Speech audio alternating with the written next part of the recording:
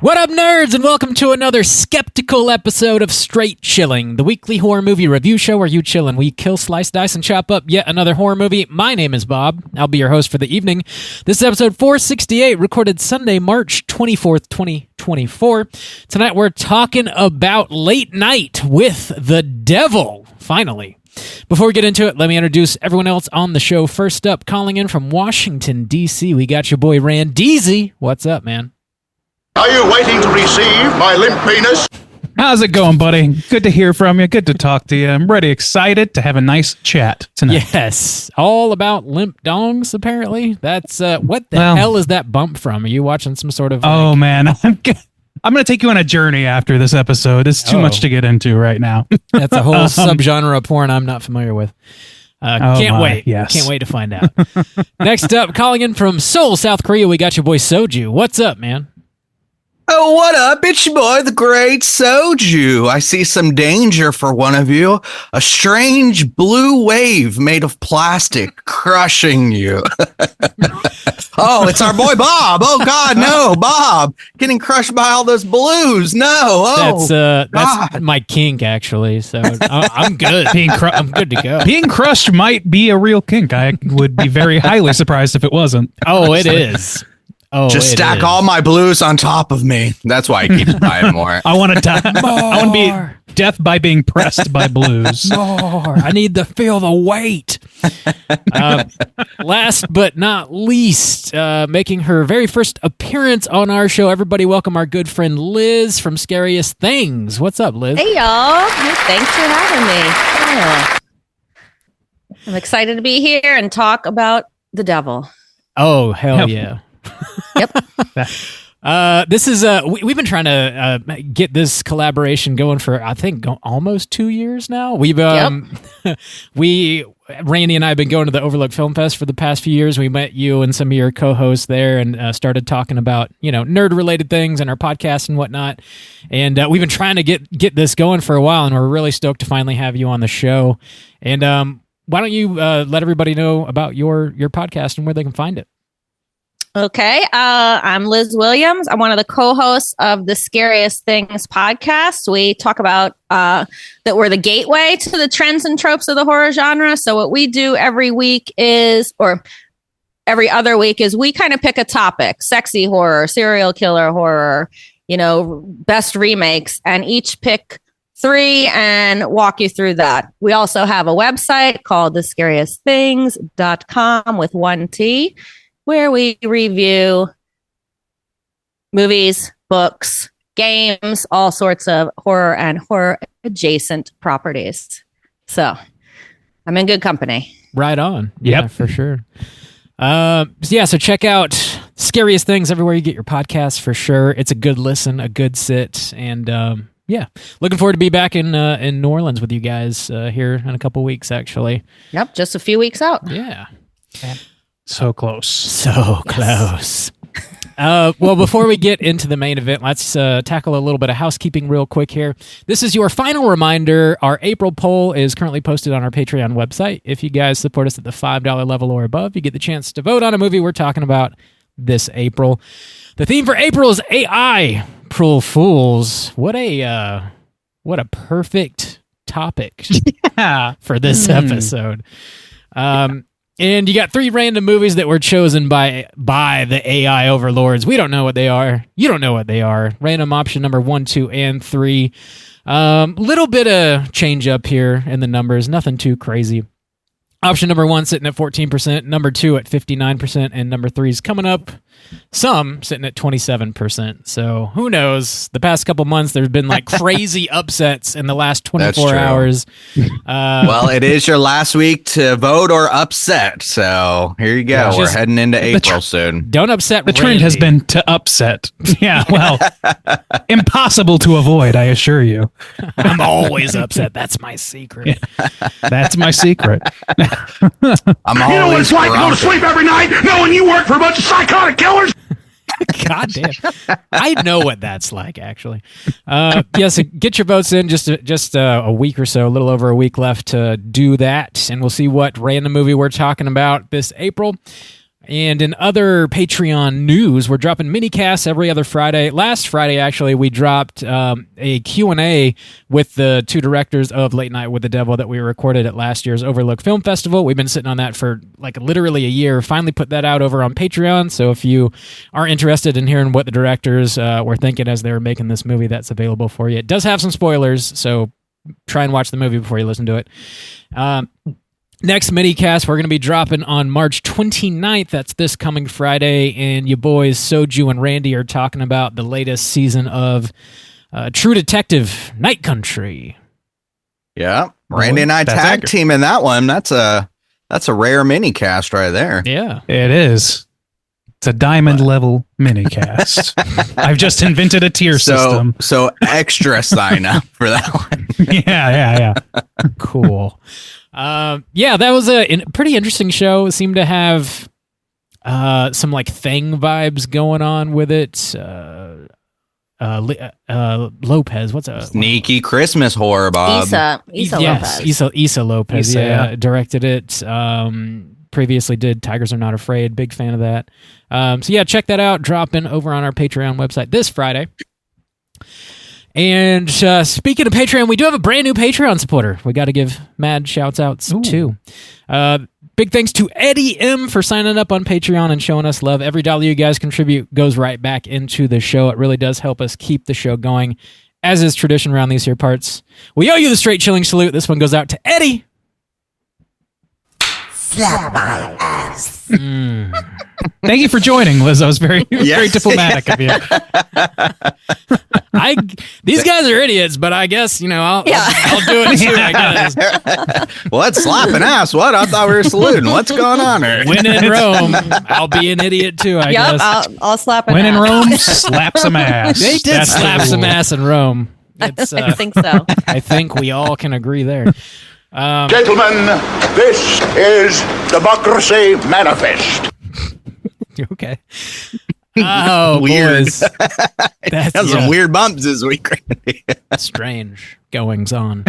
That's all the Patreon news we have. Do you guys have anything else you need to plug?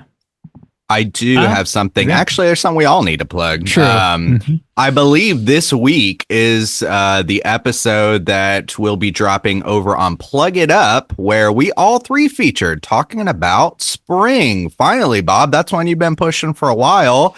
Caitlin finally, gave you your time. Yeah. Thank you. To talk about that movie, and then we just shat all over it. No, movie fucking sucks. Who would pick this for a poll 3 times? Probably an idiot. But no, yeah. So check us all out over on Plug It Up, discussing that with Caitlin. It actually, I think, was a really good conversation. It always is with Caitlin. Yeah, totally. A lot of fun. At the time of you listening to this, that should already be out over on Plug It Up. So yeah, check it out. Anything else? Yeah, one last thing related again to Late Night with the Devil is an article that I released on the subject of homages and references in this film. That is on our website at straightchilling.com. Hated website by the globalists. And you can go. That's actually been sitting on the back burner since last year, like in June maybe. And I thought I was running behind. No, I was not. It's been sitting on the back burner, and I'm so excited to have served it up finally. But it also contains some spoilers, so acknowledge that. Check this movie out before you read it. I would recommend. Yeah, cool. Sounds like our house is clean. Well, no, Bob. No, okay. You did a feature episode recently that I want you to promote. I mentioned it last week. Are you talking about? Oh, did you? Well, it just came out. Ghoulish University. Yeah, I was on Ghoulish University. I'll mention it again. It didn't come out till like Friday, so true. Yeah, it just dropped last Friday. Tales from the Crypt. You have any interest in Tales from the Crypt? Check out Ghoulish University everywhere you get your podcasts. I was fortunate enough to guest on their show talking about season 4, episode 5, I believe it was.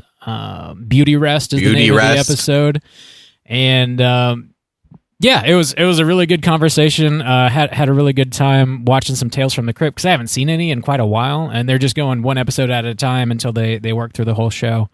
And yeah, they're on season 4, so they're about halfway done, I guess, with the series at this point. So be sure to check it out.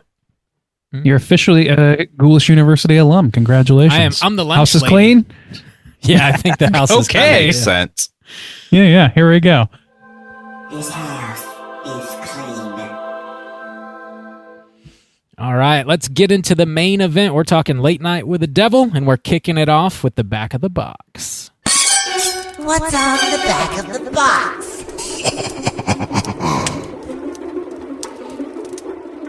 Bob, Hi. when are you going to order this box? As soon as I can. Yeah. I need the weight on my body. I need it. That's why you get the steel books. They weigh more. Add more weight. They way more. Yeah. All that aluminum. I know, it's so heavy. They're not made of steel, guys. I don't know if you really knew that. What? Crazy, I know. Liars. Sons of bitches. The aluminum book. Some industry secrets right there. Aluminium book. Yeah, so I don't have this yet. You can't pre-order it yet, but I'm sure you will. You'll be able to soon. Shudder puts a lot of their original movies out on Blu-ray, which is really cool of them to do. So, yeah, there you go. We're talking Late Night with the Devil. This finally got its theatrical release this week at the time of us recording this, and it's going to be on Shudder April 19th, I believe. So you'll be able to watch it at the house real soon.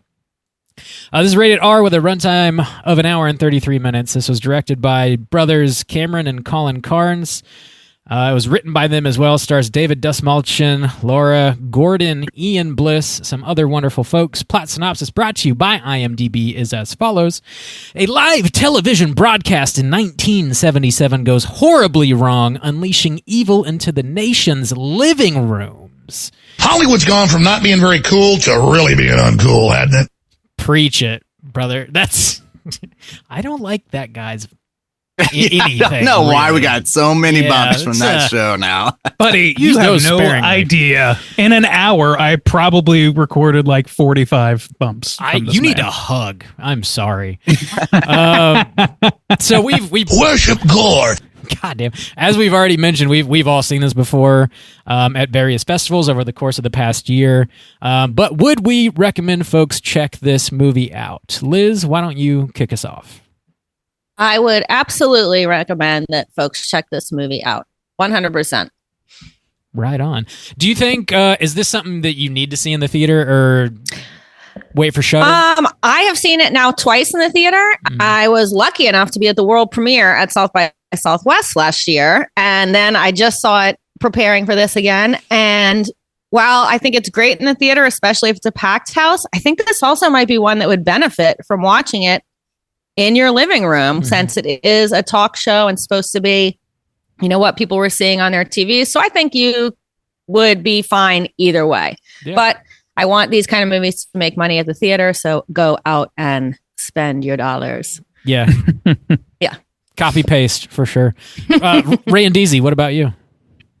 Oh, yeah. I was pretty psyched on this movie from the get-go, and I'm still pretty psyched on it. I think that you definitely should, to my mind, you should go see it in the theaters, because we need to support small productions that are this good, and then also because it's like, this is best diegetic, as Liz described. I think it'll probably be best in your living room, but I also think it's going to be seen that way endlessly every Halloween, at least for me, until the end of time. So I'm relishing the fact that I get to see it in a theater for the time being. Right on. Juice, what about you? Yeah, I would recommend people check this out. And I had a great time watching it in the theater. So it's not necessary, of course, especially I think the big thing too would be it's coming out streaming in a month and it's a Halloween film. So I could easily see why somebody would want to wait to watch this, and that's fine. But yeah, I had a great time with it. And it's one of those horror films where you're like, some come out and they're like not that good or whatever. This one's good. So if you're worried about spending your money on like a quality film that you're going to see in the theater, this is a good one. So yeah, I would recommend that people check this one out in theaters. Good watch. Bob, how about you? Do you recommend people check this out? Yeah, I definitely would recommend watching it in the theater. I think this, I don't know why they decided to release this in March, because it is just a full-blown Halloween movie. And they also chose to release it on a very crowded horror weekend, because Immaculate came out, that new Ghostbusters came out, and this movie came on the same day. So it's very crowded for the box office. And also there's this like lame backlash that we'll get into about some AI being used in this production. So people are like boycotting the movie on top of it. So like, I don't know how much this movie made over the weekend. I haven't looked. But I do think it warrants support. So yeah, throw a few dollars at it and check it out. And it is good. I think it is genuinely a good movie too. So it's worth your time. Sounds like a pretty hearty recommendation across the board from all of us. So we are going to spoil the shit out of this movie. And here comes your warning.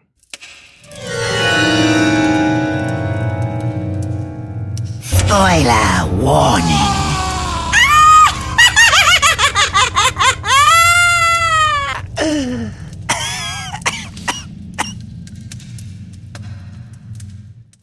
Bob, Hi. did you type up a brand new plot synopsis or did you save it from last year?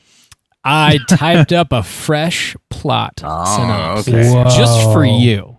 Just Thank Extra mile. Just for me. I knew you'd ask, so I had to have one. Had to do it. Sometimes I forget, like last week. Sometimes. And that was okay. Yeah, That worked that's, out. it's probably the most acceptable week to forget. If you want to keep forgetting it, I mean, I Who won't bring needs it it? up. I really love to hear these plot synopsises. Bob, please. Oh, okay. Well, in that case, here, this one's for you, Juice. So this movie is set in 1977. It starts off as a sort of faux documentary providing a brief rundown of the late-night TV show host named Jack Delroy. Talks about his life and career. He hosts a show called Night Owls, and he's been struggling with his ratings. He recently lost his wife to lung cancer and belongs to a secret society called The Grove. On Halloween night 1977... Yes. Precisely. Halloween night 1977, he invites several guests onto a show who deal in the supernatural in an effort to bump his ratings up, and the results are catastrophic. The remainder of the movie is that lost footage of Night Owl's Halloween show, included with some occasional behind-the-scenes footage that was filmed during the commercial breaks. First off, Jack welcomes Mystic Christu onto the show, who cold reads a few audience members. He claims that he can commune with the dead. Towards the end of his segment, a spirit named Minnie causes him great pain, and nobody in the audience seems to know who the heck Minnie is.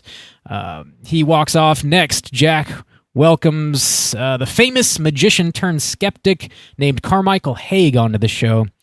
He claims Christu is just a gifted showman who's lying to the audience. He also offers a $500,000 check to anybody that can provide concrete evidence of the paranormal. He carries it around with him. Christu doesn't take kindly to being called a fraud. At this moment, Jack sort of confesses that his secret pet name for his wife was in fact Minnie, and he thinks she was likely trying to communicate to him through Christu. Christu then falls ill and vomits this black-looking liquid all over the stage. He's taken to the hospital, but ends up dying in the ambulance on the way. Next, Jack welcomes psychologist June Ross Mitchell and her now adopted patient, Lily. Turns out Lily was rescued from a satanic cult and claims to have a demon inside of her. Devil made me do it, did he? He did, allegedly. Much to June's dismay, she agrees to summon the demon in Lily to offer evidence of the paranormal to Carmichael. The summoning works, her face and voice change, and she levitates on the stage. Carmichael's still not convinced. He claims it's more showmanship. He then hypnotizes Jack's trusty co-host, Gus, and he hallucinates that worms are coming out of his stomach. He also manages to make Jack and the audience hallucinate the same thing. They play the footage back to prove no worms were on Gus whatsoever and that it was a group hallucination he was able to pull off. Hi-oh! They then play back the footage of Lily's possession, and she still just looks very possessed, proving no hypnosis was at play. Lily's demon seems to know Jack. He says they met amongst the tall trees. Lily, at a certain point, seems to be overcome with electricity. She starts shooting it out of her hands and her head splits open. She lifts June up by her necklace with her mind and cuts her throat. Lily snaps Gus's neck and appears to roast Carmichael from the inside out. Jack has a vision of his sick wife laying in bed, and she alludes to him making a deal with the devil to improve his ratings, but the deal demanded a cost, and that cost was her life. She asks him to put her out of her misery, and he stabs her in the stomach with a dagger from the cult. He then snaps out of his vision and sees he has actually stabbed Lily. As he stands alone on stage, surrounded by corpses, we hear the police sirens wailing in the distance as they approach. Roll those credits. Don't touch that dial. You need to hear this. There you go, Nice man. and uplifting ending. Long time. Yay. Yeah. The feel Where good do we even romp. start with this, man? Randy, so you wrote like a really cool article. I did read it, by the way. Good job. Ooh, wow. Bravo, Randy. High praise. I think we could definitely touch on all of the influences that you highlighted there. Sure. Also, I think this is just like the first thing off the top of the dome. This is like just a fucking great idea for a horror movie. Like this concept, this specific concept is so like tantalizing to my brain. I love the concept, and the way it's sort of structured and the way it plays out, I think is largely pretty damn successful as well. All the characters at play and how they have this interaction and this sort of like slow ramp up of tension. I just think it's all put together very, very well. And the aesthetics, I think they pull off pretty much flawlessly. It's I think it's just really well thought out and really well assembled. I don't know. I love it. It's good shit. I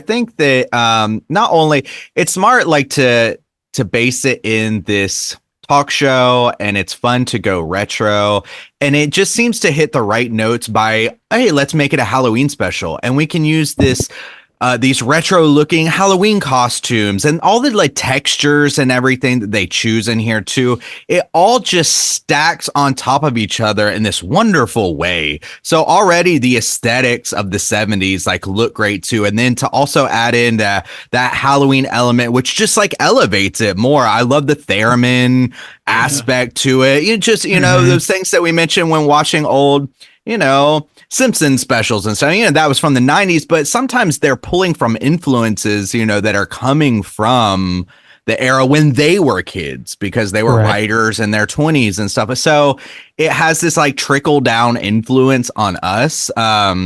So it's, I just, it all like aesthetically, the texture and everything, it all works really well, stacked on top of each other. I loved it. Yeah, I think like what's great about this is like it hits for me, and I think for you guys as well. We all like have collectively as we've recorded, the three of us, and I don't know if you're the same, Liz, but we're like kind of drawn to these diegetic found footage, like live event sort of things. Ghostwatch is a huge favorite around here. WNUF Halloween special, the Out There Halloween mixtape. I think Mega I got that tape. close to right Pretty this time. close. Let's see. Yeah. What's that? Close. Second title? Pretty close. It only took me fucking 2 years or some shit. But yeah, like all these things that are like, purportedly, live footage or, live broadcast or whatever, that sort of thing is just very like it hits, like Rob, like you said, it really hits like a desire that up until those movies I started becoming aware of them, I didn't really know that I wanted. And this is just such an extra fun one because it does use all of those styles and textures, and it references something that I've always been kind of like interested in, which is like late night talk show level stuff. I'm a huge like Larry Sanders Show fan. That's mentioned in my article for that reason. And just like, I don't know, like the behind the scenes stuff, like the acrimony between the players and all that stuff. It's so many of my specific interests just rounded up and put into a fucking tight hour-and-a-half package. I gotta love it. The only thing it's missing is ska for you, Randy. Yeah. There's a ska. If there's some rock steady beats in here, man, I'd be fucking dead. Liz, jump in. Yeah, I totally agree. First, I love seeing David Dastmalchian as a leading man. He totally pulled it off, and he can carry a film, and he's a great character actor. And God, last year he was. If you saw a movie, David was in it, from Dune to Oppenheimer to this movie. I also do. I love the found footage. I love the 70s vibe, and for me, being a little bit older, I wasn't watching these TV shows in the 70s, but this is, late 80s. I can remember, you had to watch live TV. So having this as something that you had to see it to believe it. And then I like the faux documentary setup. I'm kind of a sucker for those kind of movies as well. So yeah, this had everything that checked all the boxes for things that I like. And I like that it was super relatable to late night talk shows. We all know the format. The Satanic Panic, we all kind of knew the format of that Michelle Remembers book and that. So it brought in so many things that people were familiar with and just upped the game and added a lot of creativity with David leading the charge. And he did a great job. I had a little bit of, there's not a ton of trivia on this. I have a little bit though. So the directors of this movie, like, we're familiar with David's work and, you know, we're a fan of his work and stuff, but what really put them over the edge and like wanting him specifically to be their lead is he wrote an article in Fangoria that had just come out when they were trying to put this movie together, and it was all about horror hosts, like local horror hosts and stuff, and he had like a great knowledge of it, and they read that and were like, okay, let's just see if he wants to do it, and of course he was like, yeah, absolutely, I want to do it. I think right, because David does, is it Count Crowley? And Count he Crowley, did the thing at the Tingler that we all got to see last year. So he does a late night horror host persona. So I didn't even put that together until you said that. Yep. And he hosted the Fangoria Chainsaw Awards as that character that he had created last year. Which was a lot of fun. I've said this before. I hope they do that again this year. I hadn't heard anything about it, but it's a lot of fun. So he clearly has a great affinity for horror hosts and, like, you know, talk show hosts in general. And I think he brings all that here and does a really good job with it. And hopefully this gets him a little more, you know, bigger roles and not just like smaller character work, which he does excel in for sure. But you know, I think he carries this movie pretty well. Well, and he'll be on the top of lips even more so than he was for those bit parts anyway. And like, I think this is this showcases him in such a way that like a lot of character actors don't get a movie like that they're the center of, you know what I mean? And not only that, but like one that's, you know, people are all like, we're pretty excited about from the word go. I think I don't like, to whatever extent, like controversy aside, like I think that this movie, like generally people saw this trailer and were like, fuck yes, give me this. It's got Michael Ironside narrating the goddamn trailer. This is incredible.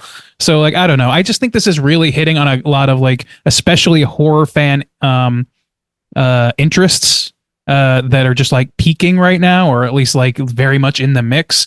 So like it's good for him in so many ways. And certainly with the horror crowd, this guy's going to have a mainstay at any con.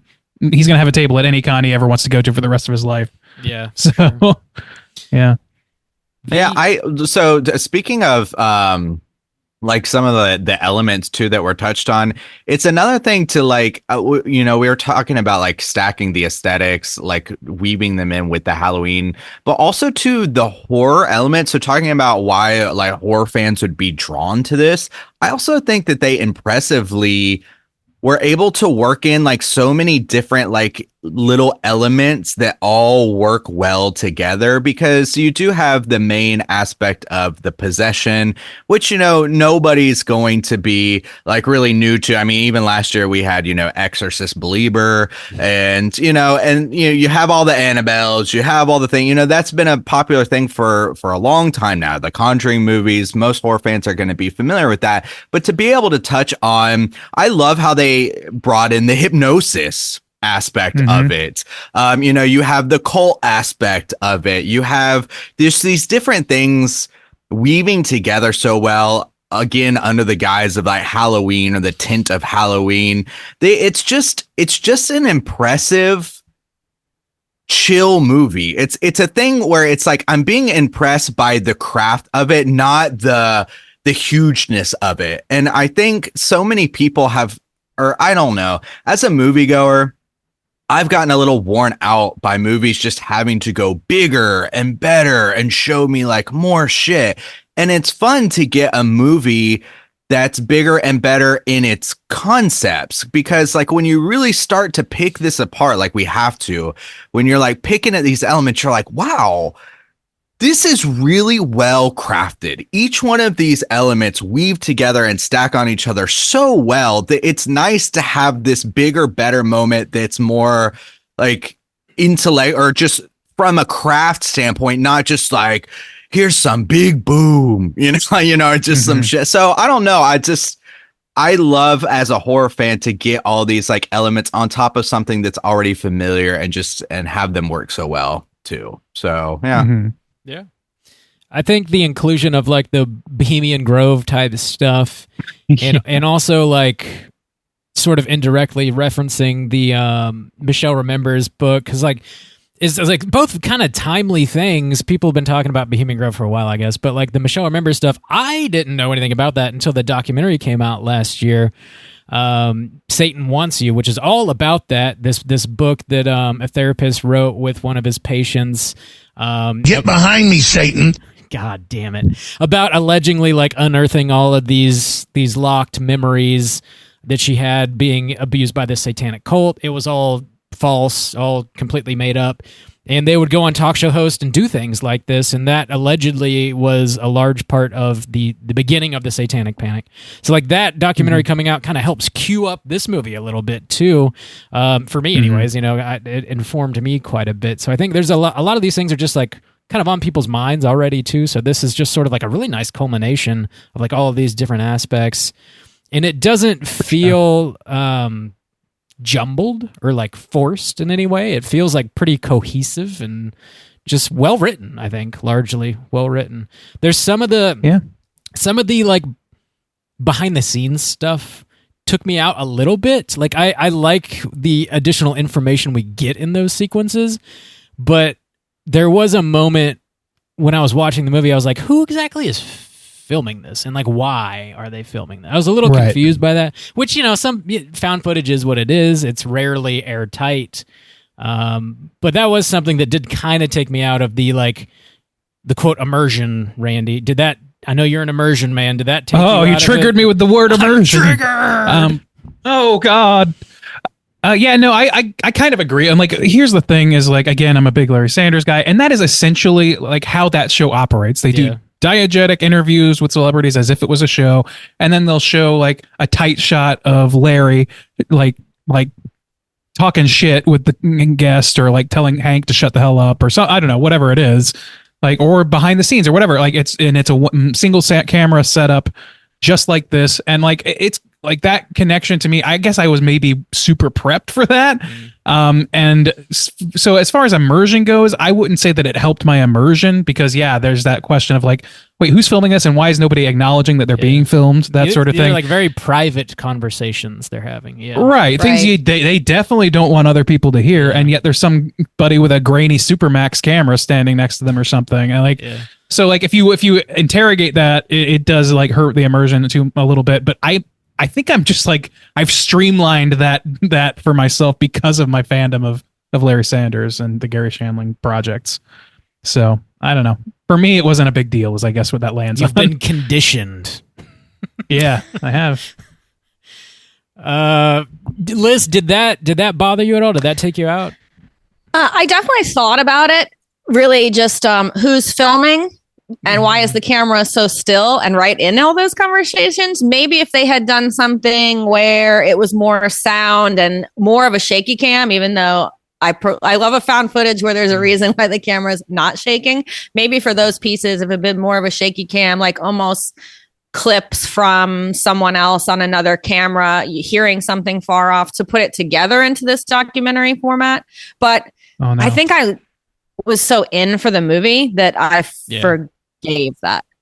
But I get it. I totally get those arguments of, that's a really good, what's going on backstage. Yeah. Like, I think that, like, you're right that maybe there was a better approach available in having sort of like, they could have said that Gus, the sidekick Gus, his fan club was in, and maybe it was one of them behind the scenes filming and trying to get as much of, and they're like, we've combined this with the boom mic footage or audio and stitch this together. Like, it would have been, they talked solvable. about, they were saying some things of like, did you catch that on the camera? Did you hear this? And they're like, no, we didn't hear it. Everything's fine. Maybe it could have been something from that other camera or looking at that other screen. I don't know. Yeah. But, I forgive it. Yeah, it's a little exactly. nitpicky. Like, I want to develop on it. But it's like in in a weaker movie, it would be a bigger problem. Yes. Absolutely. Yeah, agree. But this movie has got me wrapped around its little finger, is the truth. So. Yep. Damn, Randy. All right. Yeah. So this might have just been me, but like I was sort of a bit confused on whether or not it seems like Jack was very intentionally making a deal with the devil, this like Faustian type deal. But like maybe he forgot or something, because throughout the movie it seems like he's a little confused, like he doesn't quite know what he has done. I think so. That was something that, you know, when we saw it last year, I was like, I really, really love the movie. I have a little bit of a problem with the ending because I was kind of trying to put all those pieces together. So seeing it a separate time, you know, being able to watch for things helped me a little bit. But I would agree that, yeah, all of a sudden we're taken out of the whole set of the talk show, brought into this like dream fugue state. And then, yeah, he's like, oh, wait, is this what I've done? Mm. Yeah. So you don't remember? Is it like feelings of guilt? So I would agree with that. They don't really touch on that he kind of remembers he's a member of the Grove, or.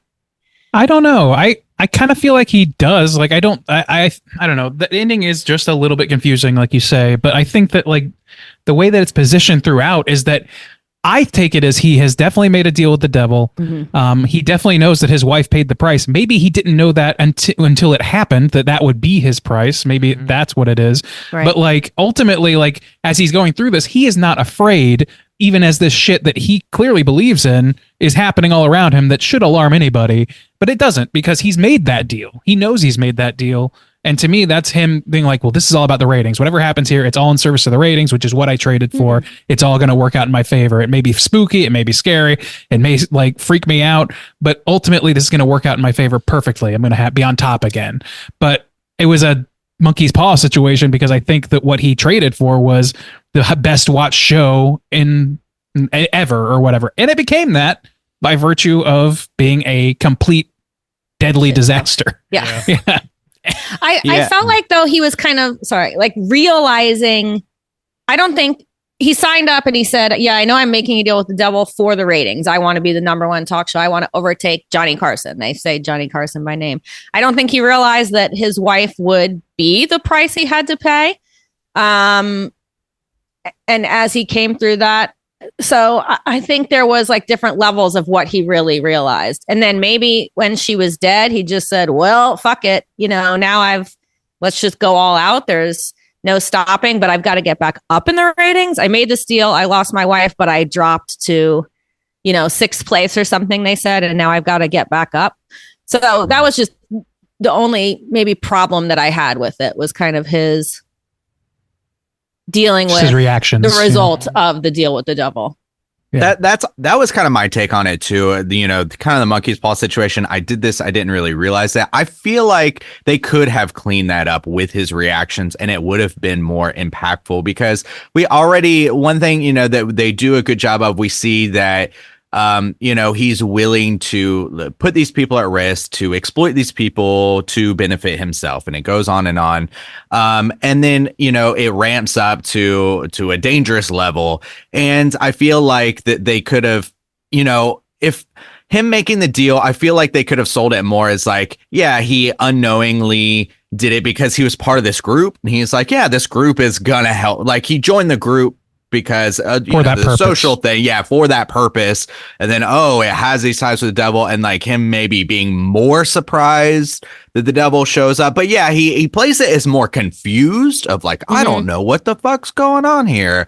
But I feel like maybe they should have played it more of, he's scared, like the devil has come to collect his due, or something like that.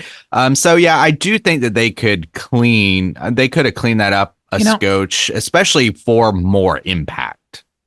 It's a little bit tricky though, because they do try, and I know that this is my probably my bigger complaint, is that the ending is telegraphed pretty hard. I think like it's not that hard to figure out where this is going, and it's, you know, but like by having him look confused, or at least less, like, you know, by pulling back on him being like, this isn't how I expected this to happen, or anything like that, like it allows for the audience in theory to be surprised by that ending. But like it didn't, that surprise never really happened for me. So because of that, and I feel like for a lot of people that was the case, because of that, that obfuscation is just getting in a way of me getting to what Jack Delroy is feeling about this. So I kind of agree that like if they had just like addressed it a little differently, even if it was like I don't know, I think him being confused, he could be confused like this, like literally like this isn't how I expected this to go. Like I didn't think that it was get dangerous in here. I thought this was going to be the perfect show or whatever. But like he invited a fucking somebody who channels directly to the devil onto his show in order to do this, and so like. Of course, the devil's gonna fuck with you. Like I don't know. Maybe not like, the best. You gotta idea. expect. Yeah. But it also like when he is confronted with his wife, I think that like his reaction is appropriate enough for me because it's not like I think he tells her I didn't know this was gonna happen to you, but he's also shocked to see her, and it's like it's just a method of torture that they're putting him back in that state of like, oh fuck, I fucked up. Like that's what the devil is doing to him as part of his payment or just to fucking do it because the deal's done.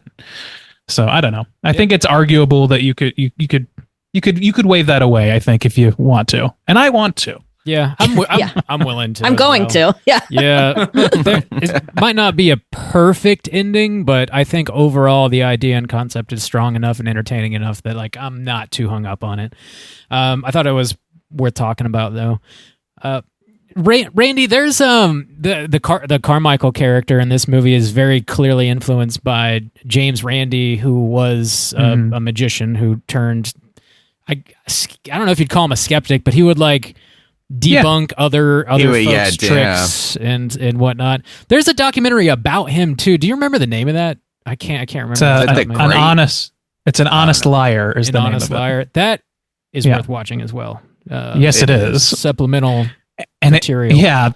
That's what's great about this movie is there's homework. No, I really loved that documentary when I saw it a few years back or whatever. But like, yeah, he's like a seminal figure in the skeptic movement. Like a lot of prominent like magicians and illusionists and that sort of thing. They count themselves among these, and sort of the line in the sand for them is like it's okay to thrill people as a performance, so long as they're aware that you're performing in some way and they don't think that you're a deity. Like that's unacceptable.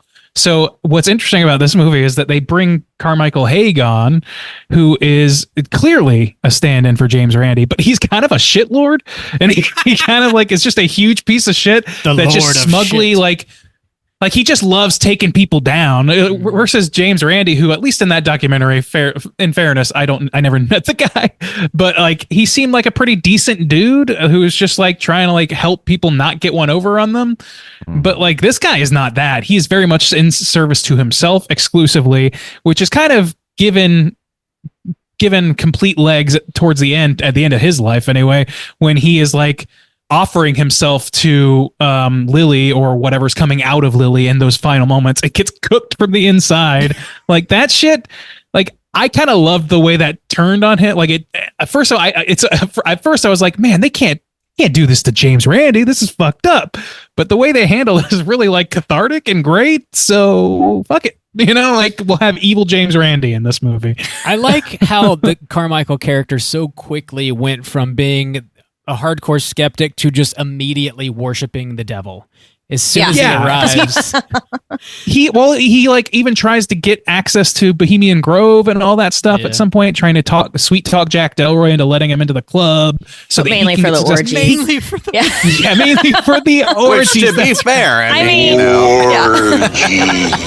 that's right. I mean, and that's hilarious, but also it like indicates that he knows on some level, like as much as he's a skeptic, he's the leader of the skeptic movement. His big secret is that he does believe in something else, or at least. Sorry, go ahead. I wonder if he almost knows more than Jack about that. So, like, Jack kind of seems surprised that, like, yes, he's signed up, he's with these guys, but I think he had the expectation that they were going to help him with their wealth and power and connections, not with the devil. So I think that kind of that fugue state that he's in is realizing like, oh shit, no, this is not just like, I'll talk to my buddy down at the golf club and tell him to give your show, advertising dollars. And I think that Carmichael knows a little bit more of what's going on. So maybe that's why he was so quick to make that change of like, oh, it is real and I'm prepared. Here's my upside down cross and I'm ready for the devil. It doesn't work These out. people are the literal demon spawn of the pit of hell. God. Jesus Christ. My God. Well, that's another, just a little like tweak, maybe. So I feel like they could have maybe sold that from, I actually think that the change, because I picked up on the great Randy thing too. But I liked the change into the smug arrogance. I think that was a good choice. And I feel like that they maybe even could have sold that a little bit more with his choice at the end by saying like his smug hubris comes from the idea that he does believe, and he's kind of calling out all the fakers. Yeah. So if he was like a true believer, a true worshiper, he's offended by fakers. Exactly. That he wants to tear them, and that's where his hubris comes from, because he's like, I worship the true demon or devil or whatever. And nobody knows this but me. Exactly. Yeah. So they could have pushed that a little bit. And maybe that's what they were hinting at, since he was prepared and ready to go. I just feel like they probably could have stuck that a little bit more. But I did like the change, because it is kind of cathartic to see that dude go up. And also he's just a fun like that whole sequence with the worms and everything. That's just such a fun, wacky sequence. And that's just another thing that which just became impressive, because you already have the structure. You're like, I'm familiar with this. I know where some of these beats are going to be going. Like Randy said, it's not that hard to kind of figure out where you're going to end up. But like that worm situation, him tricking those people and doing the hypnosis, and it's so like old school too, with the spinning wheel or whatever, and the black and white. It's like, I don't know. It's like this fun house. And then like you just go to this next room and like you kind of know what's going to be there, but you don't really. I don't know. It feels like this really fun thrill ride. And I think that they hit these fun, expected yet unexpected beats. But yeah, I really like that like worm sequence of him being like, see, I tricked all of you people. And then like, and you know, going up later. How are the worms? That and like the ending also like for a weaker film would be a big critique for me, because those are scenes in which we are shown what people believe they're seeing, not what is on the tape. So like on the diegetic level, it doesn't really pass that test. Yeah. And like it really, like, to me, like the fact that I didn't care like is kind of testament to how fun this fucking movie is. Yeah.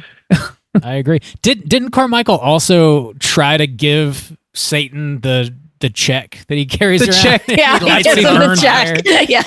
What a Dude, great I think they could have solved that problem you're talking about with like him being like, whether like them pushing the idea that he is secretly like the most knowledgeable worshiper of all or whatever, and is just trying to get in the club.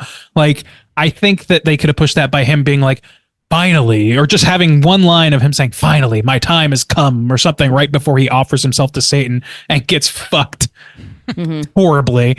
I think that would have solved it. But ultimately, like, that's how I took it. I didn't really have any question about that. And like, I guess it is a little bit ambiguous, but I never even questioned it personally. I was like, yeah, this guy, he knows the real shit. That's why he's not interested in these fakers and charlatans. It gives him a level of pomposity to, to be able to throw these hacks out the door, while he's also secretly hunting for, the holy grail of what he's after.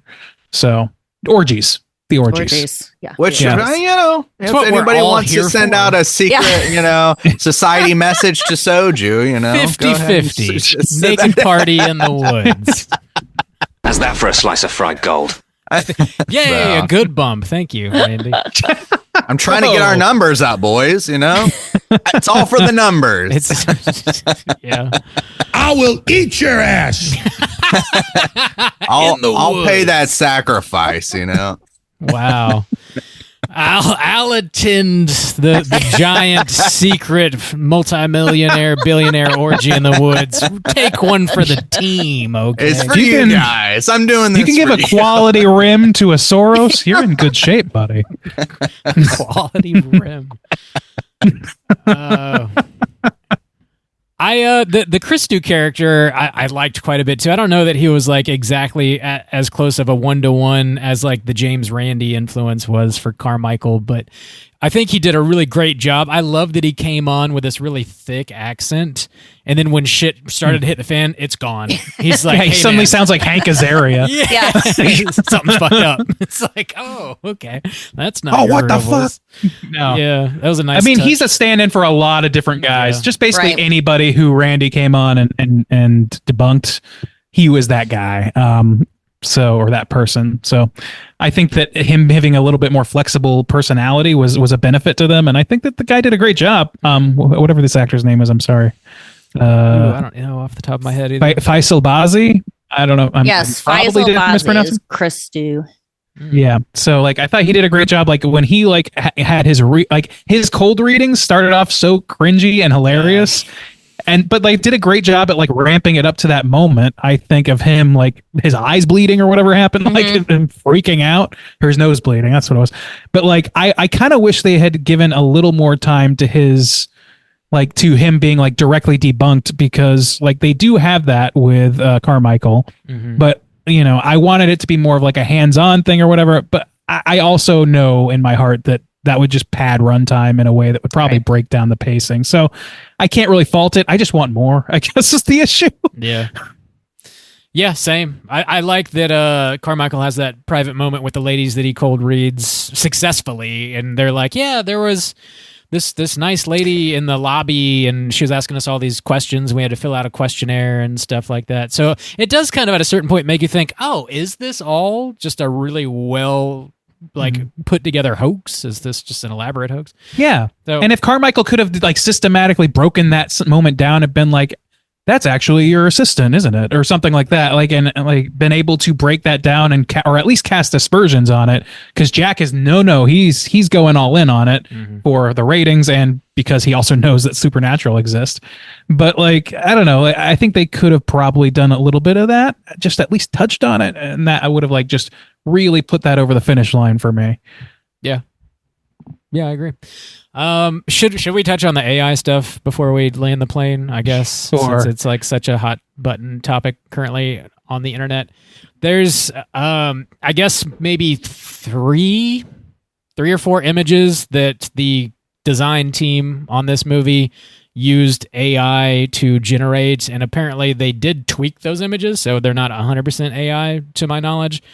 But they look like AI. They do kind of look like AI. And this movie was made like probably 2 years ago, maybe longer, because we watched the finished product a year ago, and it was definitely finished before then. So it was before a lot of this like AI conversation happened, and like before this SAG contracts were rewritten and all that stuff. But apparently somebody found out there was some AI images used, and there was a big uproar, and people were going to boycott this movie. The directors have confirmed as much, but said, in a very minimal way. And I don't know. Some people are still just very against it, which is like it's an important conversation to have. I get why people feel that way, but Randy, I think you said it best. Like this is the reason people have this issue is because they're trying to support artists. And by doing that, they're going to boycott these other artists. These are small artists making an original product that is just barely scraping its way into the mainstream consciousness. Let's all like denigrate it into oblivion on the basis of the smallest aspect of its production. I don't think that is pro art, personally. I think that it is fair and right and correct to criticize this movie for having used AI in such a way, and then also not having altered it later once that writing was on the wall. I think that's a very easy thing to do, especially when it's still in its festival runs and that sort of thing. I do think that if somebody comes out with AI in their product now, today, after all these conversations have been had, and after the public has made its opinion somewhat known about this, or artists have, I'm in support of maybe boycotting a movie like that, even if it's good. This movie was made so long ago. There's so many factors to me that make this not acceptable, but understandable. And it doesn't hurt that I love the movie so much. Obviously, I won't deny that. So for me, it's like I'm a professional artist. I do this. I work with I've been working as a professional artist my entire adult career. So I don't say this lightly, that I think that there was always going to be a little uncanny valley between the development of AI products that are available to general users and the point at which we are now, which is everybody agrees that the artist should take precedent, and that's the artist whose work is being stolen in order to create these things, and the artists who have the ability to be hired for the jobs that they're taking away from them. I definitely support all that. I think it's fucked up that AI is going to basically devalue artists even more than they already are, and I think it's important to call that out in this movie and make people aware of it anyway, or at least it's okay to criticize that. It is criticizable. I criticize that, but I just don't think that that boycotting this movie or review bombing it, I don't think that's pro art. I just don't. I think that you're completely throwing the baby out with the bathwater on this one. That's my opinion. Film, what are the things that they're saying are AI? I mean, I'm assuming they're special effects based things. Oh, they're not. The interstitials. It's just 3 cuts. So it's the show, and when they do the "we'll be right back" or the images just those flat art screen, no effects are right. What in it? Just 2 of them images? are those, as my understanding, and one of them is a graphic that is on the set itself, printed on. I think it's the door, maybe. That he uses that they. So are they saying the AI used is a computer made them, and they didn't hire a graphic designer to make that car? Yeah. Yes. Yeah. That they should have hired somebody, which would have been pretty affordable, but it was a new and exciting tool that nobody had really sussed out the ethics of. And who not knew, nobody, but most if they people made this 2 years ago that this was going to be a problem, they might have thought this is going to be a cool new thing that filmmakers who have very low budgets can use to spend money elsewhere. Yeah. Okay.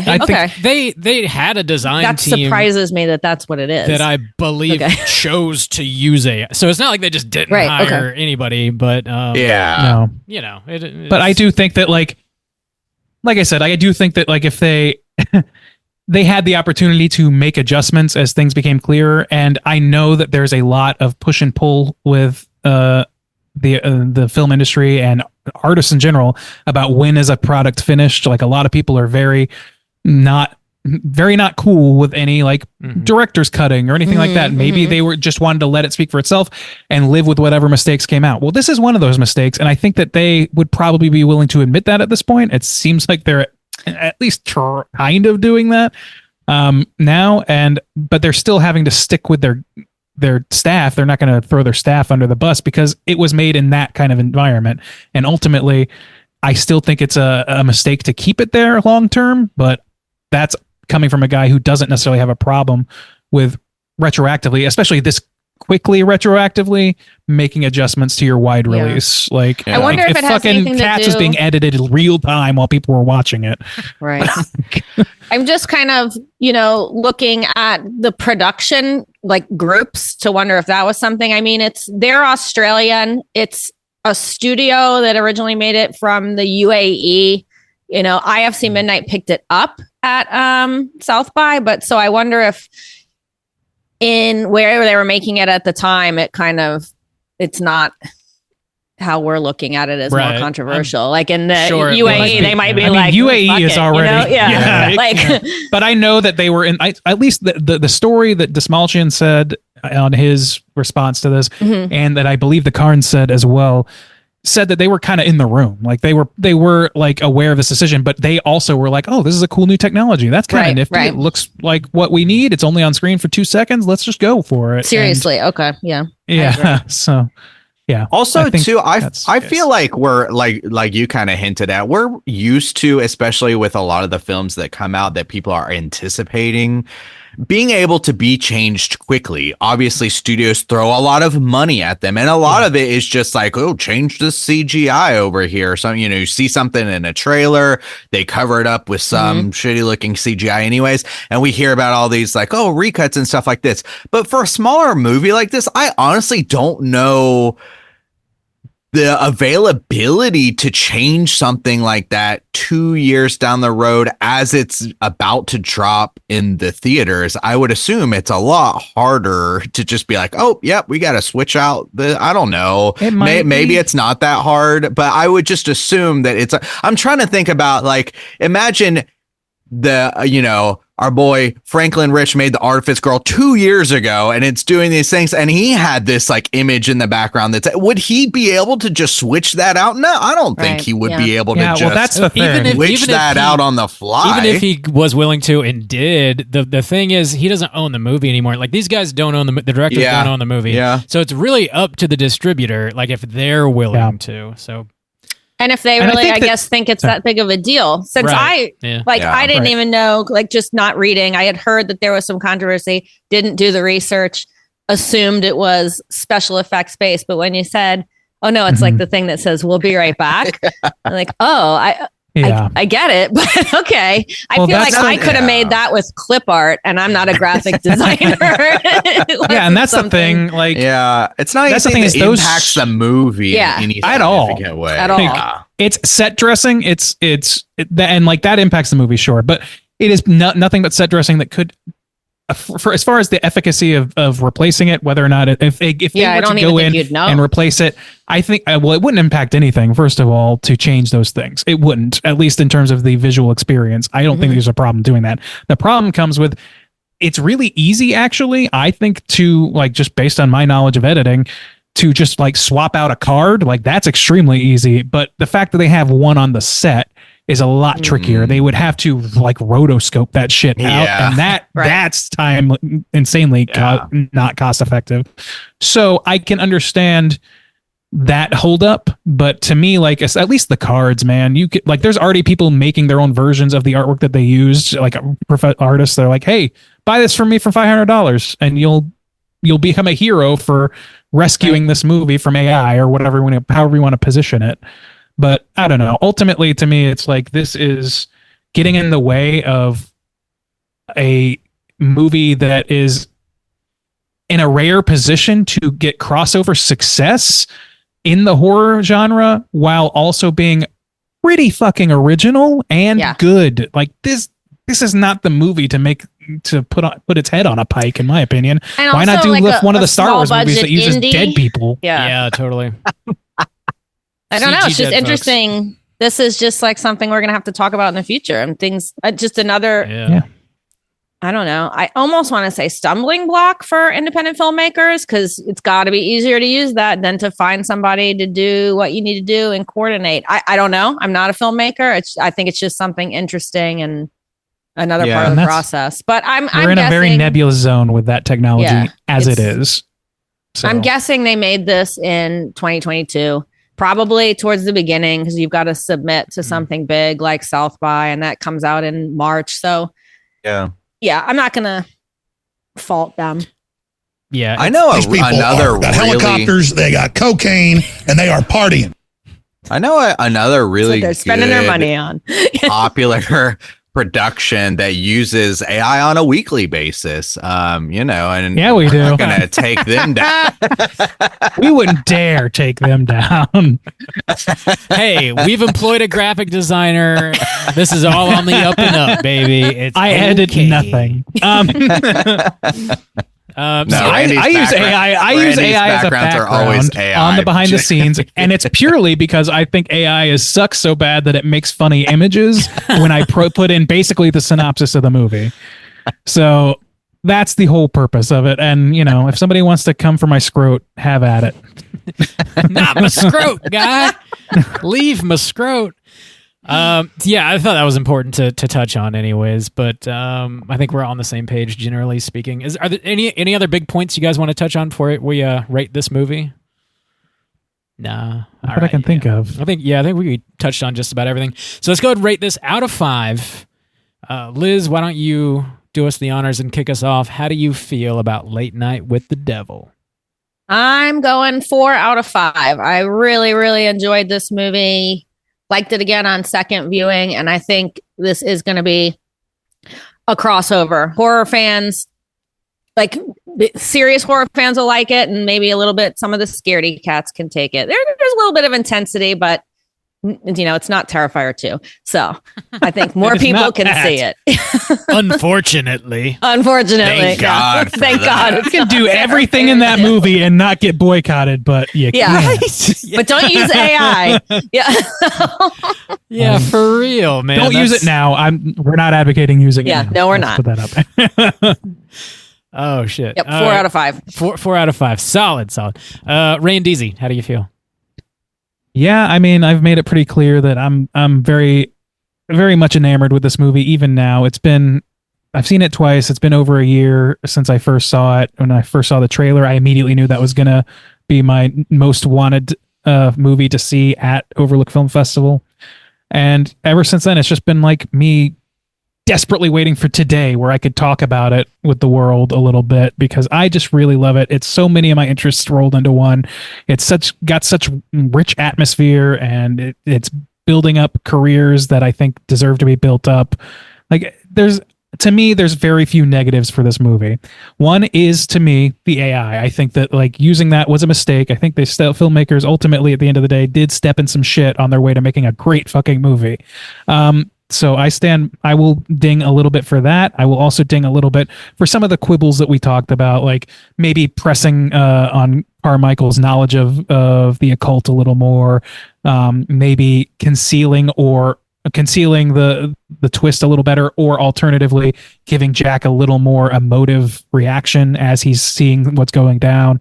Those little things I think are criticizable, certainly. And ultimately, though, for me, it all smooths over in the end. I will watch this movie dozens of more times in my life. I'm sure of that. And certainly around Halloween, this is going to be a Halloween banger. It's added to, Justin's usually the big seasonal guy around here. He watches those seasonal flicks, seasonal shows all year round.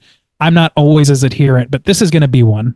This one is definitely going to live right next to Ghostwatch, right next to the WNUF special, next to a bunch of other movies that aren't like this, actually, too. In my Halloween collection, for sure. 4.75 is my rating. Ooh, 4.75 from Ray and Deezy. Nice. Juice, how do you feel? Yeah, I'm feeling about that. I really like this one, and it does touch on just a lot of things that just push the kind of right kind of buttons as a horror fan, as a film fan, the time I was born, and some of the things that I like. And I think that they all stack well together. And I think that is the sign of like good craftsmanship. Like, I don't think these things all fall into place so well without a lot of like forethought and a lot of like passion going in towards some of these things. And so I really respect how like so many different elements work together so well to make this really interesting film.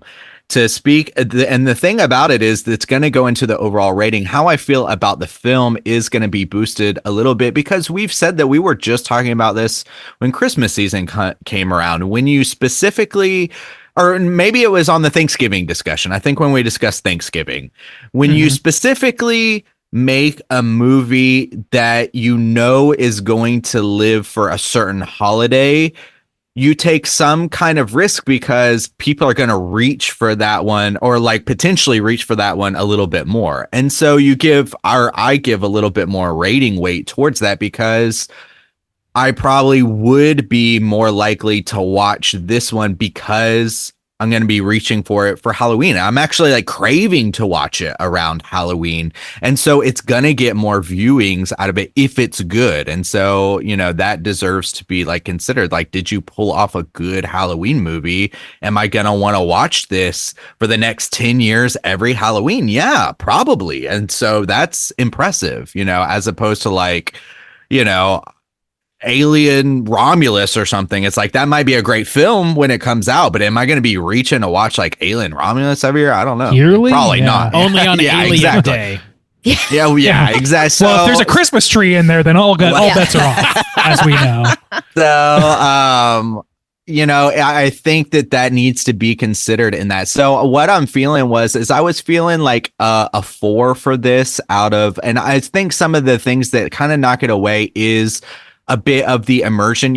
I know that you want to sell it in this kind of way where you have the single camera or whatever, but they didn't really put in the effort to like explain why we're behind the scenes and like why we're doing those things. And so I think that's, okay to criticize. Also, some of the way that they play with Jack and his understanding and like what's going on, and like from a narrative standpoint, it does get a little confusing and can kind of take away. So I think that puts it around a 4. But the seasonal, like, I'm going to reach for this often. Like, I remember the first time I watched this, I immediately thought of Ghost Watch. I feel like that's going to be like a perfect, almost like double feature, honestly, of like watching those back to back, which sounds great to me. So yeah, I'm going to end it at a 4.5 for me. Nice. Bob, round us out. 2-star? What? Out of 5. It turns out I was lying and I hate this movie. No, I'm in the ballpark with y'all. I think one other small nitpick issue I had is some of the CG looks a little rough. Like the fake lightning. The fake vomit specifically, because like CG liquid seems to be really, I guess, difficult to pull off. I don't know, but that really stuck out to me. When some of like Lily's facial changes looked a little bit off too. Everything else that I had an issue with, we've already covered.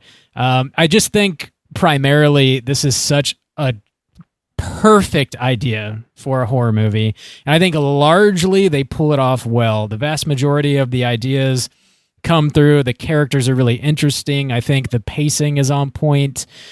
This sort of gradual build of tension, the late night like talk show host idea, making a deal with the devil, is all just so interesting. I love that they've got the band, and he's got like Gus, his right hand man is there, and like the whole thing.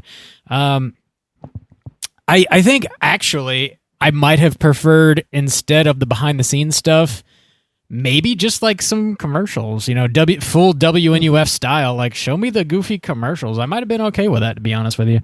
And especially if they were placed in certain situations where like there's a big cliffhanger where like something crazy is like really about to happen and they have to cut the commercial real quick to like try and avoid showing potential bloodshed or something. And you as an audience member are like, what the fuck? I gotta go back and see what's gonna happen.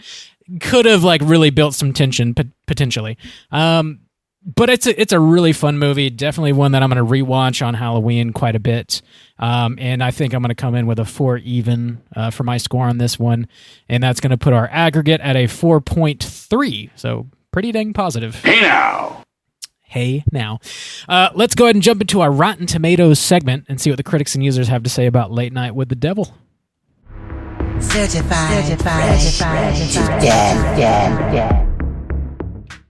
All right, ladies and gentlemen, this is the Rotten Tomatoes segment of the show, in which I'm going to have these fine folks guess within the best of their abilities what the aggregate positive score is for Late Night with the Devil on RottenTomatoes.com, starting with critics and then moving on to users. Now, there are 112 critical reviews for this film on Rotten Tomatoes right now.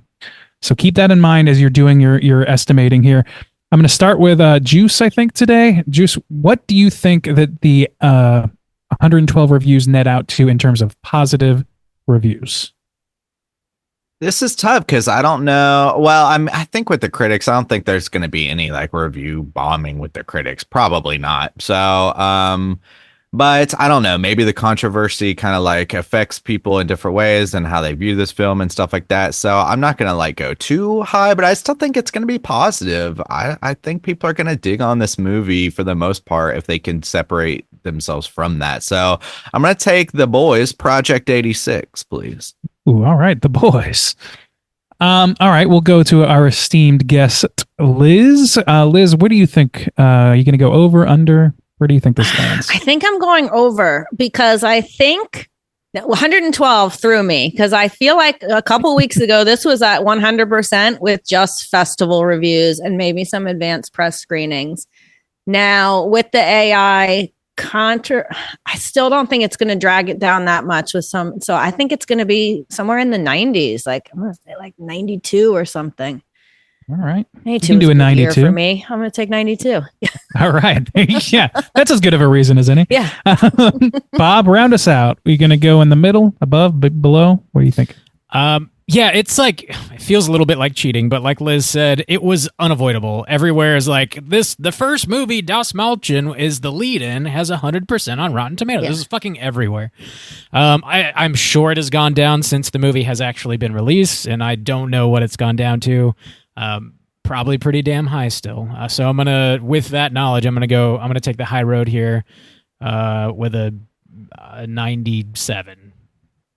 97. All right. Well, I'm going to let you folks know right now that somebody is just 1 percentage point away from the correct percentage.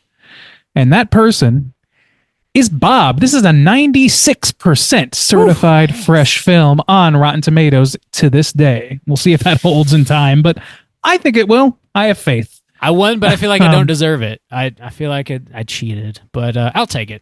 Cheater, Blumpkin, Bob. Whatever it takes, man. I gotta get it. I will eat your ass. All right. So, let's move on to the audience score. There's I don't know exactly. It might be around the same number of ratings from the audience. There's 100 plus is what we're given.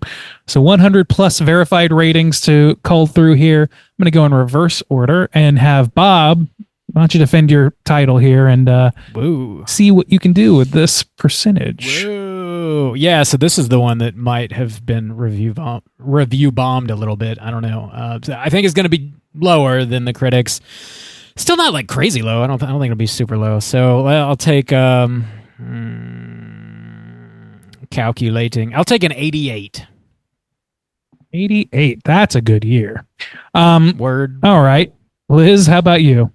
I agree. I think that people would go on and bomb this much more than the critics just because they like to complain. But I think it's still pretty high and in the 80s. I would say a little bit low. I think around 85. 85. All right. Juice, close us out. Where are you thinking? I guess I'll take the under then, just on the chance that, like, I don't know, 100's not that much, so some downvotes could really swing it, I guess. So I'll say 80. 80? All right. Well, you guys aren't going to believe me when I tell you this. You just simply will not believe. But another person is just 1 percentage point away from glory here. Just one. This time around, I know you. I told you that. You should have believed me when I told you that. The correct percentage for the audience score as it stands right now is 81%. The Juice is going to take this with his 80% estimate. Nicely done. Looking forward to you sneaking in Hellskeet at any minute now. Nope, you're wrong. It's going to completely take us by surprise. I believe you. Well, first of all, it's going to be a hell yeet because Bob is Hellskeet. Who cares? Now let's read the critics' consensus really quickly. Delightfully dark, Late Night with the Devil proves possession horror isn't played out and serves as an outstanding showcase for David Dastmalchian. I don't really even think about this movie as a possession movie. Is that weird? Do you guys feel that way? It's just got so much else going on. Like the possession is a huge part, obviously, but that's not even the central thing, to me. I guess anyway, I think of it more. I guess the set dressing is more the focus, like the talk show aspect is more of what will live in my mind. But it's whether or not the show will be successful because Jack's hinging everything on it. Like that's what I think the movie is. So anyway, just curious. Now I'm going to do as we always do and read a couple of negative blurbs because sometimes they're funny, often not. We roll the dice anyway, don't we, fellas? Here we go. Considering how flagrantly Late Night with the Devil betrays its own aesthetics in other ways, ditching the found footage concept whenever it's convenient, I think the answer is that we shouldn't accept any AI at all. Wow. Who could have seen that coming? Yeah. It's like someone sneaking in a hell yeet. Sounds like that's what somebody's. I feel like I should use AI to respond to this because it sounds like AI to me to begin with. Let's jump into one more, and again, totally random. Squanders its potential with an overlong buildup that's too disjointed to be suspenseful, as well as numerous cheats on its found footage premise.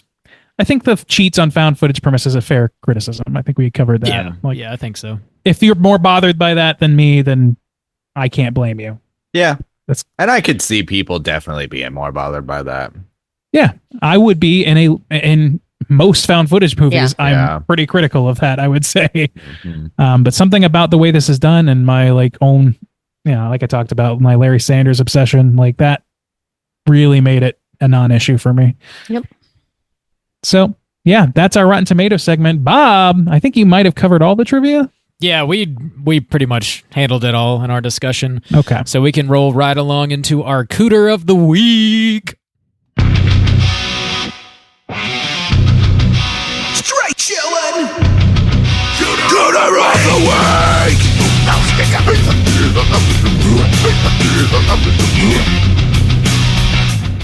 Juice, what is a Cooter and why do we hunt them? Well, sir, Cooter's a character type and a straight chillin' exclusive. Cooter must hit 3 of these 5 points to be considered a Cooter, but we want the Cooter with the most points. The 5 points of Cooterdom are sexual deviance, manipulation, smug arrogance, overall look and attire, and overall patheticness. Liz, I believe you had a strong case for a Cooter, so I'll kick it off with you. I am picking Carmichael as all right. Cooter of the Week. I don't know any. Well, no, he wants to join the Grove just for the orgies. So we've got our sexual deviancy. We have his look and attire. Who among us, though? I mean, I know. So we're all going to be deviants in that one. His look and attire, definitely. I mean, yes. And then his smug conjecture. That guy is like a human eye roll to everybody who walks on the stage. So yeah, we got him there. He's not pathetic or anything like that. And maybe a tiny bit at the end when he, it's like, take me. He can't give this Lord away. Satan. He can't give that check away. True. But yeah, Carmichael, I think, is the only one who meets the majority of the criteria. Yeah, that's a really great. Strong entrant. Was there what there was? So there was one point we didn't hold on. Manipulation. Oh, which yeah, he does totally, do that whole worm thing. I So think he yeah, does. Well, that's his whole thing as an illusion is to manipulate, but also he kind of is trying to manipulate Jack into getting him into the club. So true, yeah. And, so he hits pretty hard on all the points. Yeah. Oh well, a little softer maybe on patheticness, but yeah. Cool. At least until the end, he's. Was there? How about old Jack? What do you guys think about our boy He would be Jack? my second choice. I think it's a strong contender. Patheticness. So pathetic as he sacrifices his wife for ratings. Yeah, that's. I would qualify that as pathetic. I mean, it's understandable, but it was sweepstakes. Come on, guys. The love of one person versus the love of millions, guys. I mean, come on, it's basic. Oh math. man, quick the trolley problem at us again. I mean, I'd sacrifice well, these people do Bob without if me our making show them was smile. just but we all know that would never happen. So Silence. Dead air. Patheticness, manipulation. Yeah, for yes, sure. Absolutely. He's manipulating literally everybody except for maybe his producer. Yeah. Maybe. I mean, we don't know what he was doing at the orgy, so maybe some sexual probably deviance. not having sex. he like Like a forces. That's why I go to the orgies, not Get behind me, Satan. more of a watcher, myself. Okay, that was a perfect bump. Thank you, Randy. I'll applaud that one. Come on. Yeah, full blown manipulation. He manipulates June into doing the whole like demon thing that she doesn't want to do. Sexual deviance. I'll just assume he's up to no good out in the Grove. For sure. I mean, Yeah. I don't know if you can walk in with clothes on a Grove party. Is it allowed? Who knows? Win in Grove. Yeah, so he at least Yes. I think he at least hits high enough to be considered a Cooter. He's probably not going to beat out our boy, but he hits high enough for sure. Well, I mean, I think that like his Looking at Tyre would manipulation. not be one. Looking at Tyre, he looks good for that era. It's like it's holding up okay. Yeah. Yeah. Sexual deviancy, we don't know. Manipulation, Yeah. we definitely know. Smug arrogance. Manipulation, Smug arrogance. arrogance. I think I don't know if it's smug arrogance so much as it is like, I think it might be just patheticness. Like desperation. This is the thing is like, this is where I think about Larry Sanders all the more because that show is entirely centered around he and Hank Kingsley, his sidekicks, complete and utter childish narcissism and pettiness.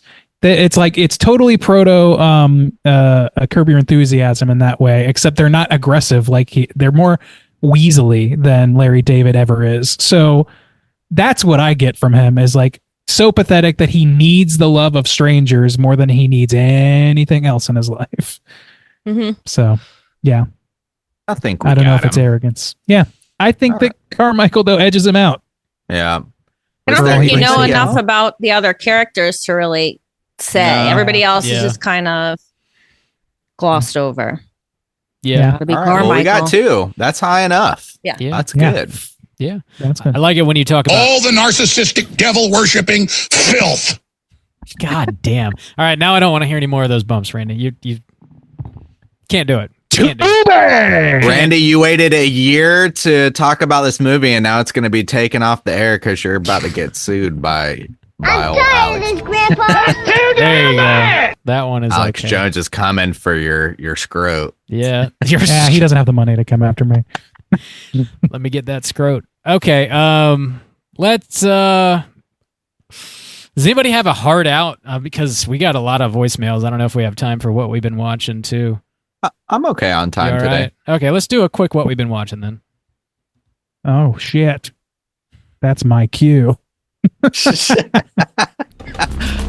Hey, gang, what you been watching? Oh, Randy. Always on time.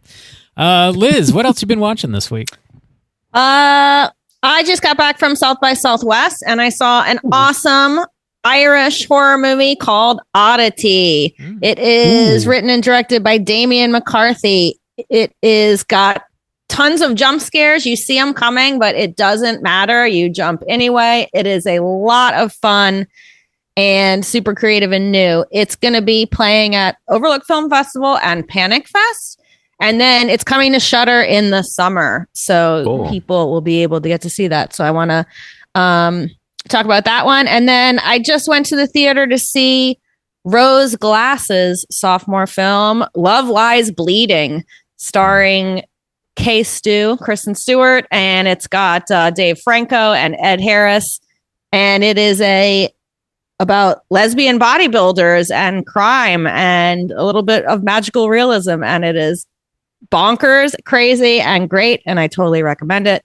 Rose Glass made Saint Maud, which is one of my all-time favorite movies, and this one did not suck. And then for nice stuff, I've been watching Marcel the Shell, which just came to Netflix, and it's charming and lovely when you need a little break from the horror or the lesbian bodybuilders. There's a shell. I never need a break from that. I know. I don't think lesbian bodybuilders are my escape from horror. Well. Damn. But that's what I've been watching. Rad on. Randeezy, what about you? Yeah, I haven't had a ton of time this week, but I did manage to see a few things. One was I watched Ant-Man and the Wasp because Beck and I are slowly, passively going through the timeline of MCU. Diminishing returns, shall we say. I also saw Anatomy of a Fall that just was nominated. It was very, very, very good and very heartbreaking in a lot of ways. It's tough to talk about it beyond that. I just feel like it's a journey you got to go on or not, you know, like it's a very emotional thing and it's longer than I thought it would be. Jesus Christ. It was longer than I thought it'd be. It is long, but I felt like the time flew by. It's almost 3 hours. Eventually and it does. I complain about long movies. Yeah. I loved it. I don't. But like I will say the first hour I was like, man, this is feels unfocused somehow. And then once the courtroom stuff started picking up, it became a lot more engrossing for me. I also watched Immaculate, that new Sydney Sweeney film. I have a lot of thoughts on it. I liked it. I think that more than anything, I like their new ad campaign, which is just taking people's hateful Twitter responses, calling it blasphemous and putting it on a poster. I think it's the funniest fucking movie ad I've seen in a while is that they're doing that. because it is like pretty goddamn blasphemous. If I'm being perfectly honest with you, it's got a lot of that sort of thing. I don't know how to describe it without spoiling things, so I'll just leave it at that. I did enjoy those, like maybe a little bit, I don't know, underbaked, or it had a little bit of schlock in my prestige film, like, which could go either way. I'm still not entirely sure how I feel about it, but I feel mostly positive. I do know that much. I just don't know how positive. What else? Okay, Little Shop of Horrors. I finally got to see the live production of Little Shop of Horrors. Longtime listeners will know that this is one of my favorite movies, and I have never gotten to see it live, never gotten to see Audrey 2 perform, and we got to see it at Ford's Theater. They're doing a production here in DC, which is really cool. Additional points for historical bullshit. And also, weirdly, one of my partner Peck's old co-workers was Audrey 2 in this production. Whoa. He's also a stage actor, and he was Audrey 2, and he did a great job, which is just fucking wild coincidence. We didn't know that until we sat down. That's cool. I know that plant. Yeah. That plant sounds awfully familiar. Was he at our Halloween party?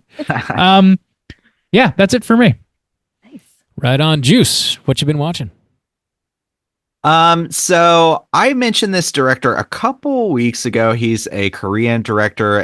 The film I mentioned before was On the Beach at Night Alone, where it was about a director, him having an affair with one of the actresses that was in his movie from a couple years before, and then they announced it on opening night. So this is a film that came out before that. It's 2013. It's called Nobody's Daughter Haewon. And it's also about an affair. So it's about a university student having an affair with her teacher. And I'm like, okay, I think this guy's like got a problem. This guy has an affair. Yeah, I guess. Maybe monogamy's not for you, friend. Yeah. Yeah. Just there for yeah, this one was not as good as On the Beach at Night Alone, but it did have another very awkward dinner scene where people kind of like find out about the affair at the dinner, and they're all just like still trying to eat and kind of be polite, but it's super awkward, which is what happened on the night the beach and Night Alone or whatever. It's like so hard to watch because it feels like, if anything, he's good at doing that, because like maybe the awkwardness or like of the reality of an affair, not the titillating sneaking around parts and stuff. It's like the out in the openness and like the guilt that you feel, or like other people finding out about it and how they view you and stuff. So yeah, I was like, holy shit, another affair, Jesus Christ. This is an allegory. Yeah, I'm almost done with my Ghibli journey. I watched My Neighbors, the Yamadas, which was very cute. And this was not a Miyazaki film, but this one was a cute, different art style. The thing that works for it and also kind of hurts it in just the grand scheme of all the films is it's not a straight narrative. It's these little vignettes. And it's essentially about this middle-class Japanese family. And it was released in the 90s, and it kind of fits like the 90s, like kind of sitcom vibe of that era. And so it's really cool to see, like, from a Japanese perspective, like some of the things they're doing, the grumpy kind of dad, and the kids and brother and sister and kind of fighting but getting along together, and ultimately it's like very sweet. And but yeah, I like that one. It was very cute. I also doing my lunchtime Marvel watches. I had some stinkers, so I had to go to Marvel Civil War, which I knew at least was like fun, much better than like Age of Ultron and Guardians of the Galaxy 2. I was like, oh, I need a break from those. So yeah, I watched that one, and then I just went back and watched like some older, not older, but not new horror. So I rewatched. We talked about Midsummer last week, so I was kind of jonesing to watch that one. Also, since I had watched that one, I was like, oh, I need to go back and revisit The Lighthouse too, because that was like Ari Aster's second film and also Robert Eggers' second film. So I was just kind of like bouncing off those, which were both great. I love The Lighthouse so much, but I'm terrified and therefore never in the mood to go back to it. I'm like, oh yeah, do I want to get into this again? Am I ready for this much? You don't. It didn't like nothing was lost for me. Like, so yeah, it's a good film still. And The Black Phone, which was a controversial, pick a couple years ago, and somebody's but yeah, it held up about the same. Maybe I liked it even, honestly, like a little bit less. But like it was one of those good, like middle of the road, got some good stuff, got some bad stuff in it, horror films. But yeah, it was fine. It was fine to revisit. That's all I've been watching. Bob, what you been watching, my guy? Oh, the controversy. Oh, my goodness. Top 10. Oh, people are still talking about it. You are. You are. People. The people. Yeah, I watched a handful of things this week. That docuseries that just hit on HBO called Quiet on Set about all the heinous things that happened during 90s kid show productions over at Nickelodeon with Dan Schneider at the helm. Dan Schneider was in a lot of those shows, and we all watched those as a kid. I didn't know he was a producer at all. I just thought he was an actor. I had no idea. A lot of really horrible things happened, and it sucks. It's a huge bummer. It was enlightening because obviously I didn't know anything about it. So that's there if you want to watch something kind of sad. Watched a couple more episodes of Mr. and Miss Smith on Amazon with Donald Glover. That show is surprisingly badass. I didn't really have much of an interest in watching it. We just kind of threw it on one night, and I'm hella intrigued, actually. It's pretty good. If you want an action TV show, check it out. It holds up pretty well. I started watching Batman Beyond, so something I watched as a kid. Oh, really? Yeah. It's fun.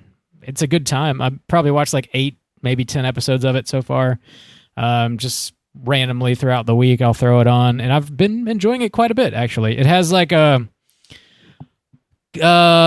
Fifth Element-y kind of vibe going for it, and the intro sequence is the most 90s rave dance. Yeah, it's so of the era. It's crazy, man. Yeah, it is. But I've been enjoying watching that pretty good. And finally, I did watch the new Roadhouse remake that's also on Amazon with Jake Gyllenhaal, who I'm generally a fan of. I think he's a pretty good actor, and he does a good job. He's shredded up in this, as he tends to be these days. It's too long. It's so long. It's over 2 hours long. The first hour is fine. It takes place down in the Keys. It's a very beautiful setting. It's the story. He gets hired. They pay him all this money to go down and get rid of the riffraff at a roadhouse. And it's fine. Halfway through, Conor McGregor shows up, and the movie just tanks when he gets there. He is not an actor, and I just hate every second he's on screen. Really, really do. It's not good. The first half is all right, but it's not. The ending is just so. Specifically, the actual climax of the movie is so bad. I think it's it's bad. Watch the original. I see that you know your judo well. I'm a hater. I know there's folks out there that don't hate it nearly as much as I do. I thought it was bad. Conor McGregor does not need to be in any other movie ever again. Please don't hire that man. And that's what I've been watching this week. Woo! There you go. Broke a sweat on that one. Oh yeah. So yeah, like I mentioned already, we've got three voicemails. So let's go ahead and get into our Hotline Screams. Hotline Scream.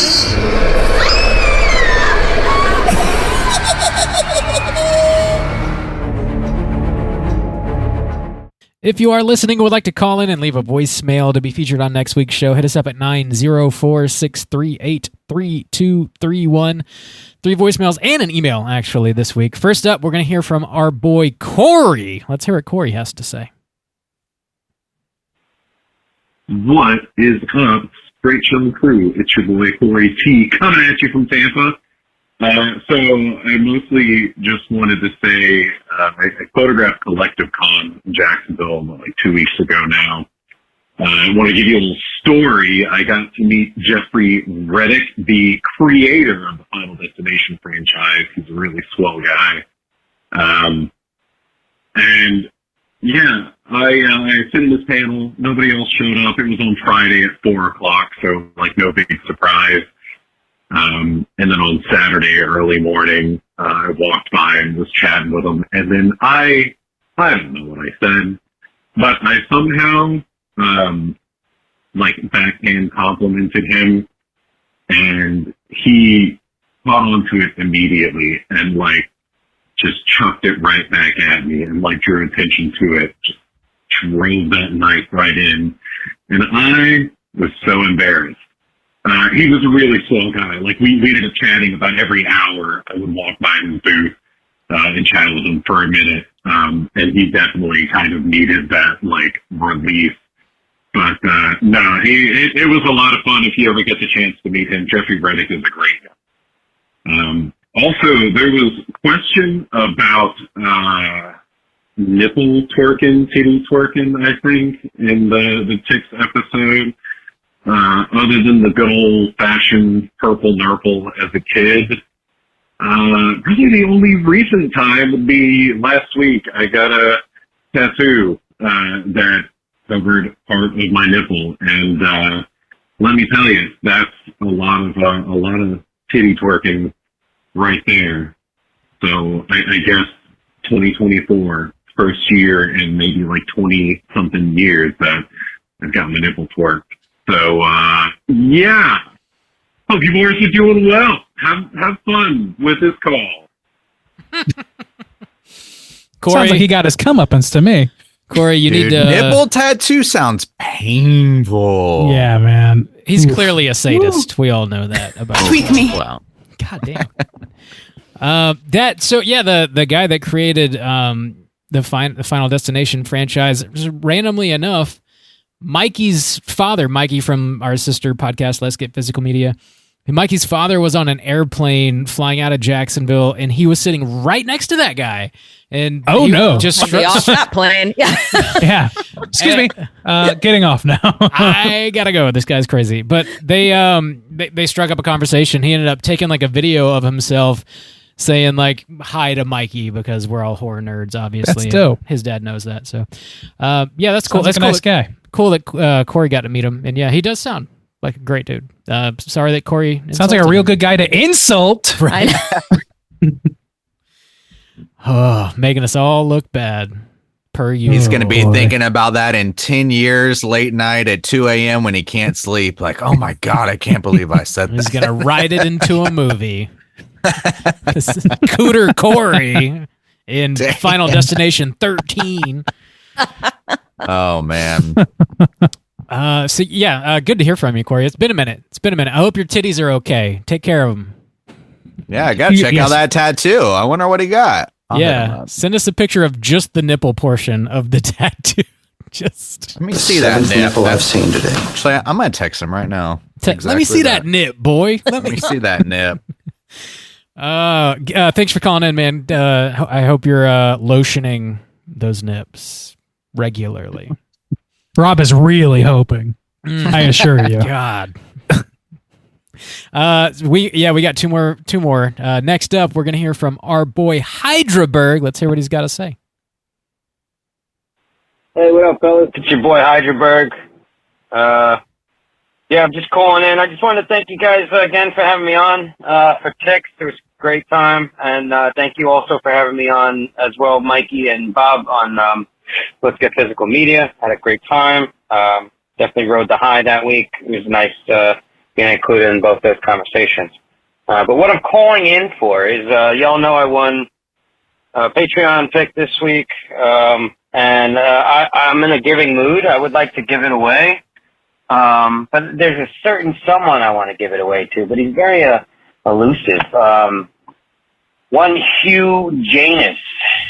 I repeat, huge Janus, huge anus.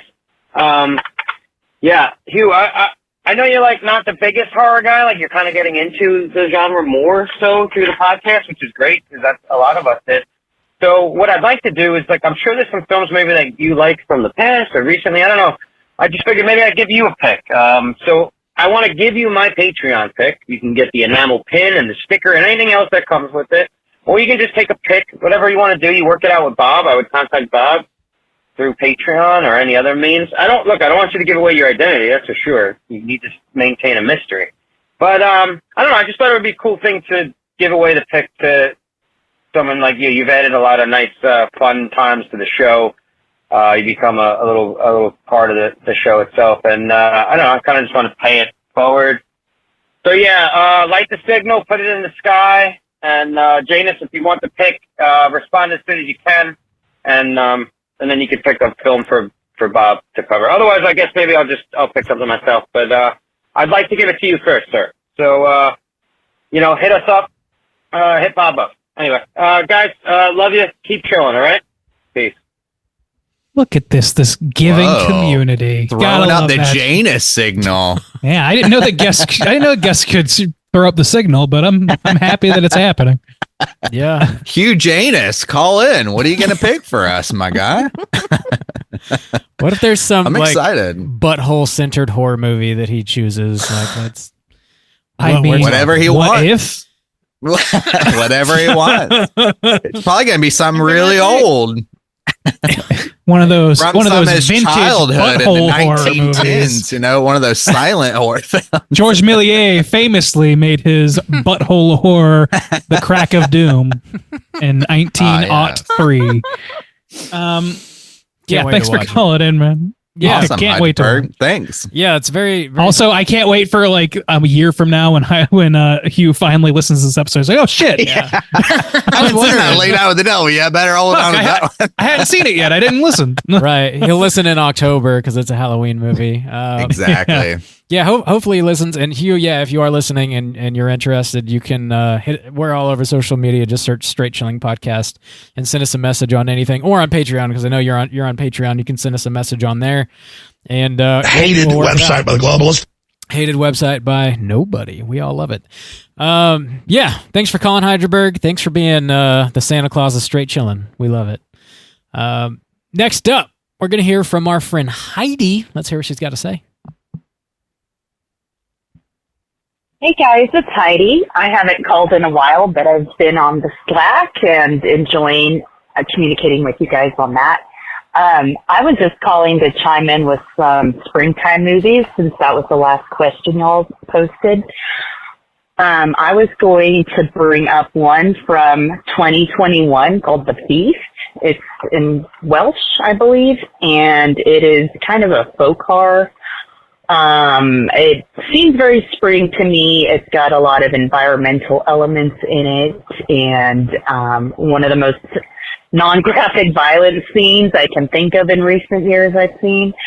So that one's really good for spring. And then there's another one I've yet to watch. It's on Canopy, called Family Dinner. And that one is an Easter set movie. I believe it's in German, and it came out in 2022, I think. And I'm driving, so I don't have the synopsis, but I think it's about a teenager that goes to her aunt's house for Easter weekend, and things go bad from there. So that is called Family Dinner from 2022 in German. And then The Feast from 2021, the Welsh language. So those are some extra spring ones. Again, Family Dinner, I've yet to watch it, but as soon as I do, I'll have to get back to you guys on Slack and see, what I thought. And anyway, the ones you guys talked about, I agree with. I want to add It Follows, because to me that one feels very spring. Also, Spring Breakers, of course, that's horror adjacent, but that's one I like to throw on when it's springtime. So anyway, those are some other ideas, and look forward to hearing what y'all think. Okay, bye. Good to hear from Heidi again. It's been a little bit. Yeah. I have not seen The Feast or Family Dinner. Have any of you guys seen? I haven't seen those. Have you? Oh yeah. Yeah. Liz, lay some knowledge on us. The Feast was on everybody on the Scariest Things top 10 list of the year it came out. Nice. It is Welsh. It is folk horror, and it is wonderful. I'm going to look up where you can see it, but Family Dinner is an Easter movie, and it's about an overweight teen who goes to her aunt's farm, and her aunt is like a nutritionist, because she wants to lose weight. And, it's a horror movie, so you can guess like what she's eating at family dinner. But it is for like an Easter celebration. So she's kind of doing like a Lenten fast to lose weight and prepare for their Easter celebration. So that one's also on Tubi, one of my favorite places in the world. But where can you see Feast? You can see Feast on Hulu, and it came out in 2021. Also a dinner party, but this is like a wealthy Welsh family who is hosting a dinner party for like people who, like the husband's company or something. And they hire someone to help prepare the dinner. So nice. Very good. Very good. Wow. Both of them were great. So we have somebody capable on the show. It's great. It's a great show. Otherwise, we'd be like, I ain't never heard of them films, folks. I don't know what a movie is, so you're going to have to level this one out for me. Dope Pigs Heidi. Thanks for calling in, and thanks for actually knowing what they're about, Liz. That's awesome and very helpful. Thanks to both of you. Badass. Yeah. So actually, like I mentioned, we do have an email as well that's largely about more spring-related movies. That we can get to real quick. I do think it's before we move on real quick. Heidi mentioned It Follows. In my mind, that's such a summer movie, but I watched it last summer, and I think it's actually a fall movie because there's like a couple scenes where you see like a pumpkin laying around in the background. It's not like overtly fall. But I think it's such a summer movie in my mind because they spend a lot of time like in the pool in the backyard and at the ocean and stuff like that. So I don't know. I think it's actually a fall movie, but we're getting spring and summer vibes. Then we can't watch it in spring. It's a wild card. Yeah, it can be apparently anything but winter. So we do have an email from Caitlin M. Juice, do you have that pulled up? I do. Here we go. Hey, Straight Chillin' crew. My name is Caitlin. I've been listening to for about 6 or 7 years now. I'm the gremlin that made you watch Rawhead Rex. Sorry about that. Anyway, I too am big into seasonal horror movie watching, and spring has always been the toughest season to come up with a list for. But I did just that, and it's listed below. I know there are more that fit into these subcategories, but I didn't include movies that I don't really care for or haven't seen. But I love to get some more suggestions. Thanks, guys. The list: St. Patrick's Day, the Leprechaun franchise. That's it. That's the end of the list. April Fool's Day, April Fool's Day from 1986, and Killer Party from 1986. So. Spring Break category: Shallow Grave 1987, Nightmare Beach 1989, Jeepers Creepers 2001. Easter: The Being 1981, Critters Deuce the Main Course 1988. Prom: Carrie, Prom Night, Hello Mary Lou, Prom Night Deuce. Texas Chainsaw Massacre: The Next Generation, The Rage, Carrie Deuce, and The Loved Ones. A lot of deuces in that one. The Next Generation made the cut when she's filtering for favorites. Hey, not to judge, but strange choice. Graduation subcategory: The Prowler, Graduation Day, The House on Sorority Row, and Sorority Row. And a miscellaneous category that's got The Wicker Man, Alien. She's got The Wicker Man celebrates May Day. Alien 1979. Alien Day is celebrated on 4/26 because LV-426 is the name of a moon in the film. Okay. The Fog 1980 set on April 21st. I think Bob mentioned that one. And Tucker and Dale vs. Evil set on Memorial Day weekend. Oh man, that's a good one. That's a nice straddle to summer. I think of that as a summer movie. But me too. But yeah, I could push that to spring. Yeah. Solid, Liz. All right. Do you guys want to Memorial Day Massacre? That's right. Kind of one at a time touch on these holidays and see if there's anything else we want to recommend or mention? Just see if we can add to it at all, real quick. We can try. So for St. Patrick's Day being the first one, I did have one movie that's I don't think really directly related to St. Patrick's Day, but you guys remember that movie Grabbers? It's an Irish film. And they have to drink beer because the aliens that are trying to eat them or whatever are allergic, or it's like poison to them, so they have to get wasted to stay alive or some shit. Seems fitting, I think.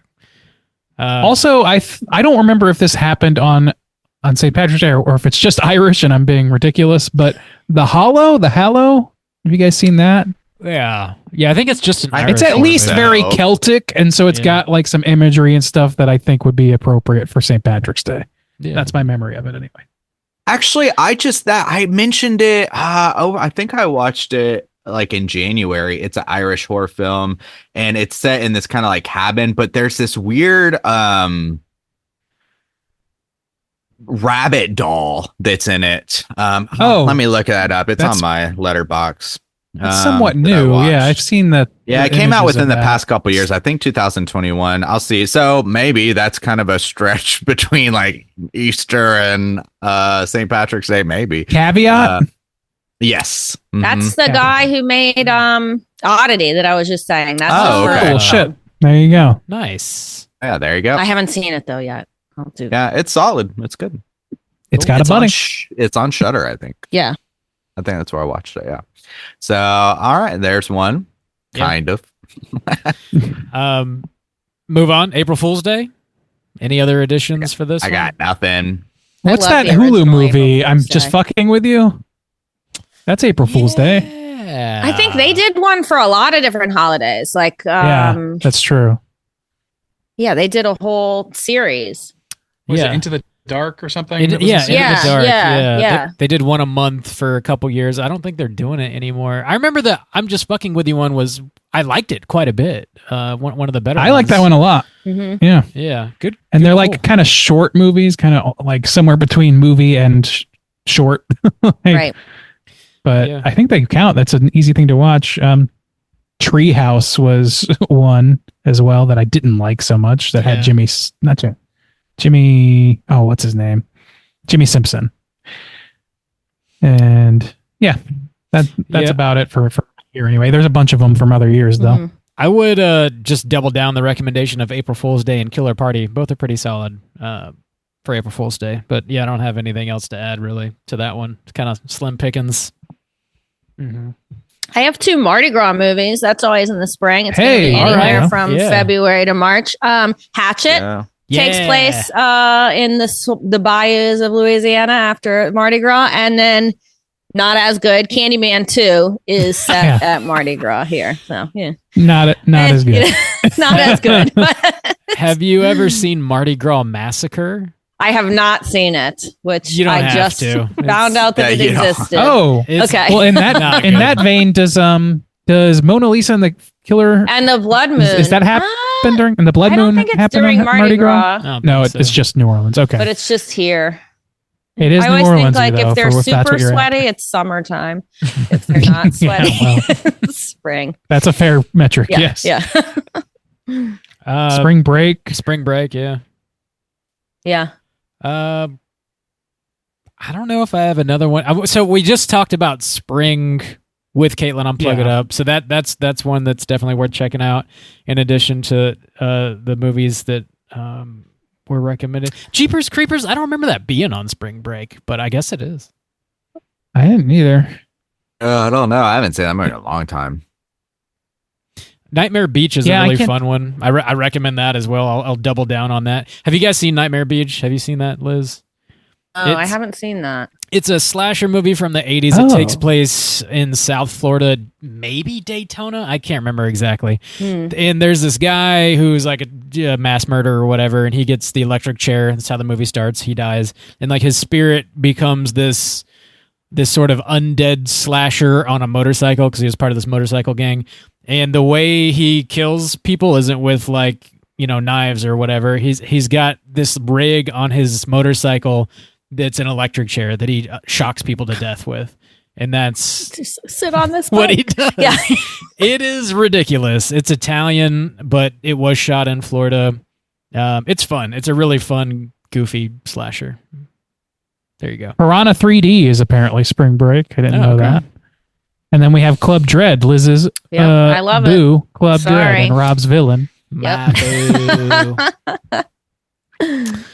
All right. Easter? Any recs for Easter? I've man. never seen it, but people always talk about how like sad and depressing this movie is, or some like Watership Down, which is just a bunch of rabbits. Yeah. Yeah. That scarred everybody in my generation. Oh no. Because parents brought it home from the video store. I think Oh no. it was like 1978. They probably animated it. And I mean, it's bunnies.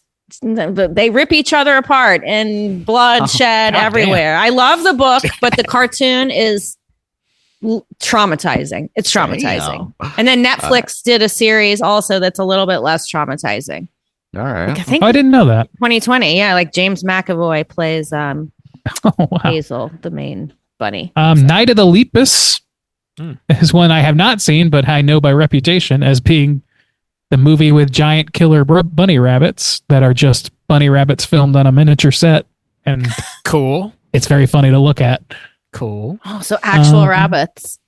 Yeah. Yes. Terrifying bunny rabbits. There was that one short on that anthology movie called Holidays that had an Easter short that was like a Jesus bunny mutant thing Jesus that was pretty Christ. fucked up. There's that. I think it was really fucked up. Yeah. Yeah, it was pretty fucked up. Also, The Being, I'll double down on that because The Being fucks. Rob loves The Being. There you go. Prom. I mean, we got some classics here, but Yeah. anything not mentioned? Not that stood out to me. Yeah. I can't think of any really. Like Harry's the one that my brain instantly goes to. The Loved Ones is a good pull. Like Night of the Buffy Creeps. the Vampire Slayer? Is that prom? Is that their final dance? Is that at the prom? Is it? Or is that like Maybe. I think it's formal? just a I don't know. senior. Yeah, I think Oh, it's just like a yeah, senior dance. Yeah. Night of Oh, the yeah. It's one Creeps. early in the year. Yeah. I can't remember if Night of the Creeps is legit prom, but that's a good one. Like they're getting ready to go to a dance. It might be prom. I can't remember.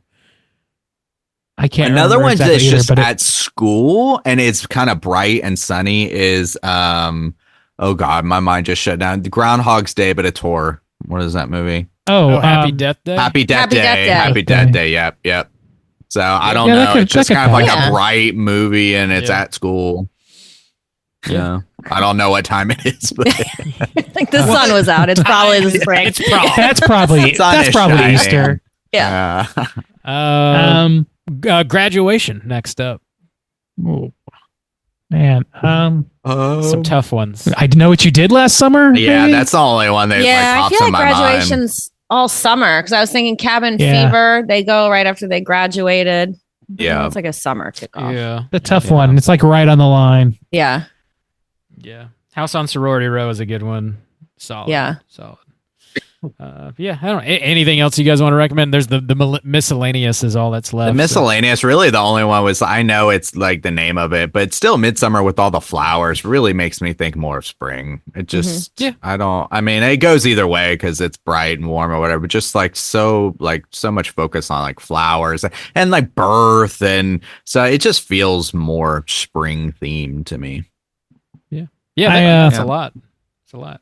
I think that's a good fair one, honestly. And then I'm going to double down on Midnight Mass because, of course. Yes, yeah, that's a great one. Solid. Yeah. All right. Solid. A lot of good recs there, Caitlin. Thanks for writing into us. Don't be a stranger.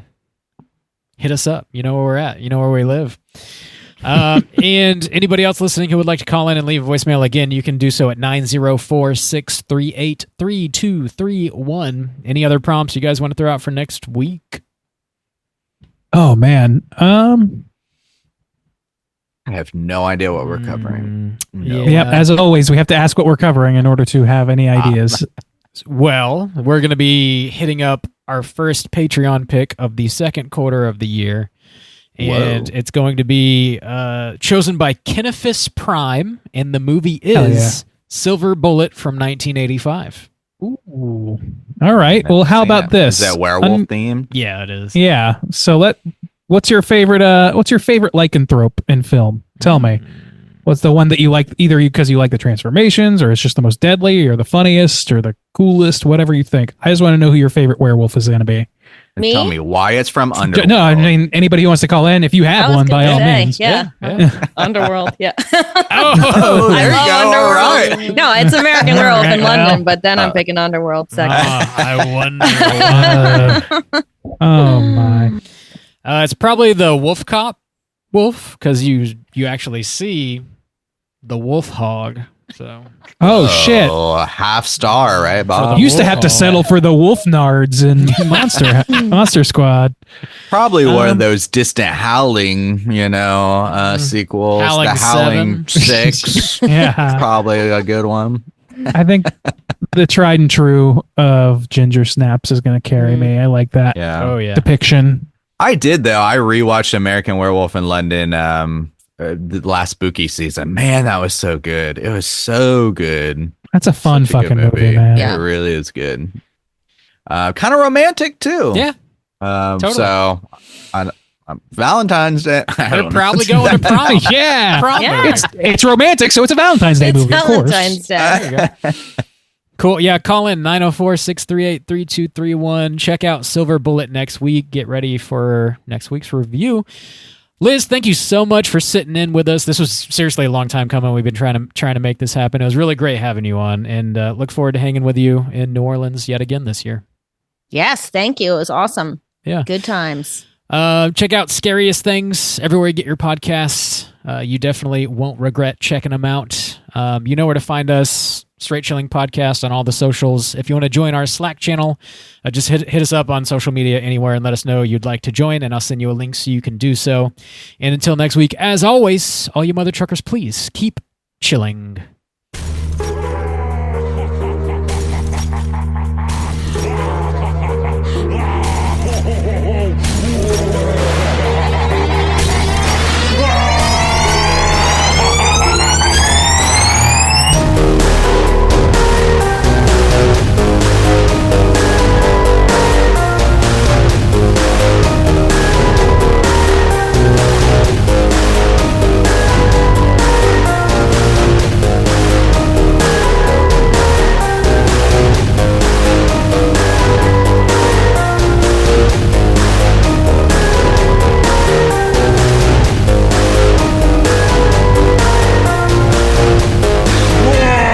Ha ha!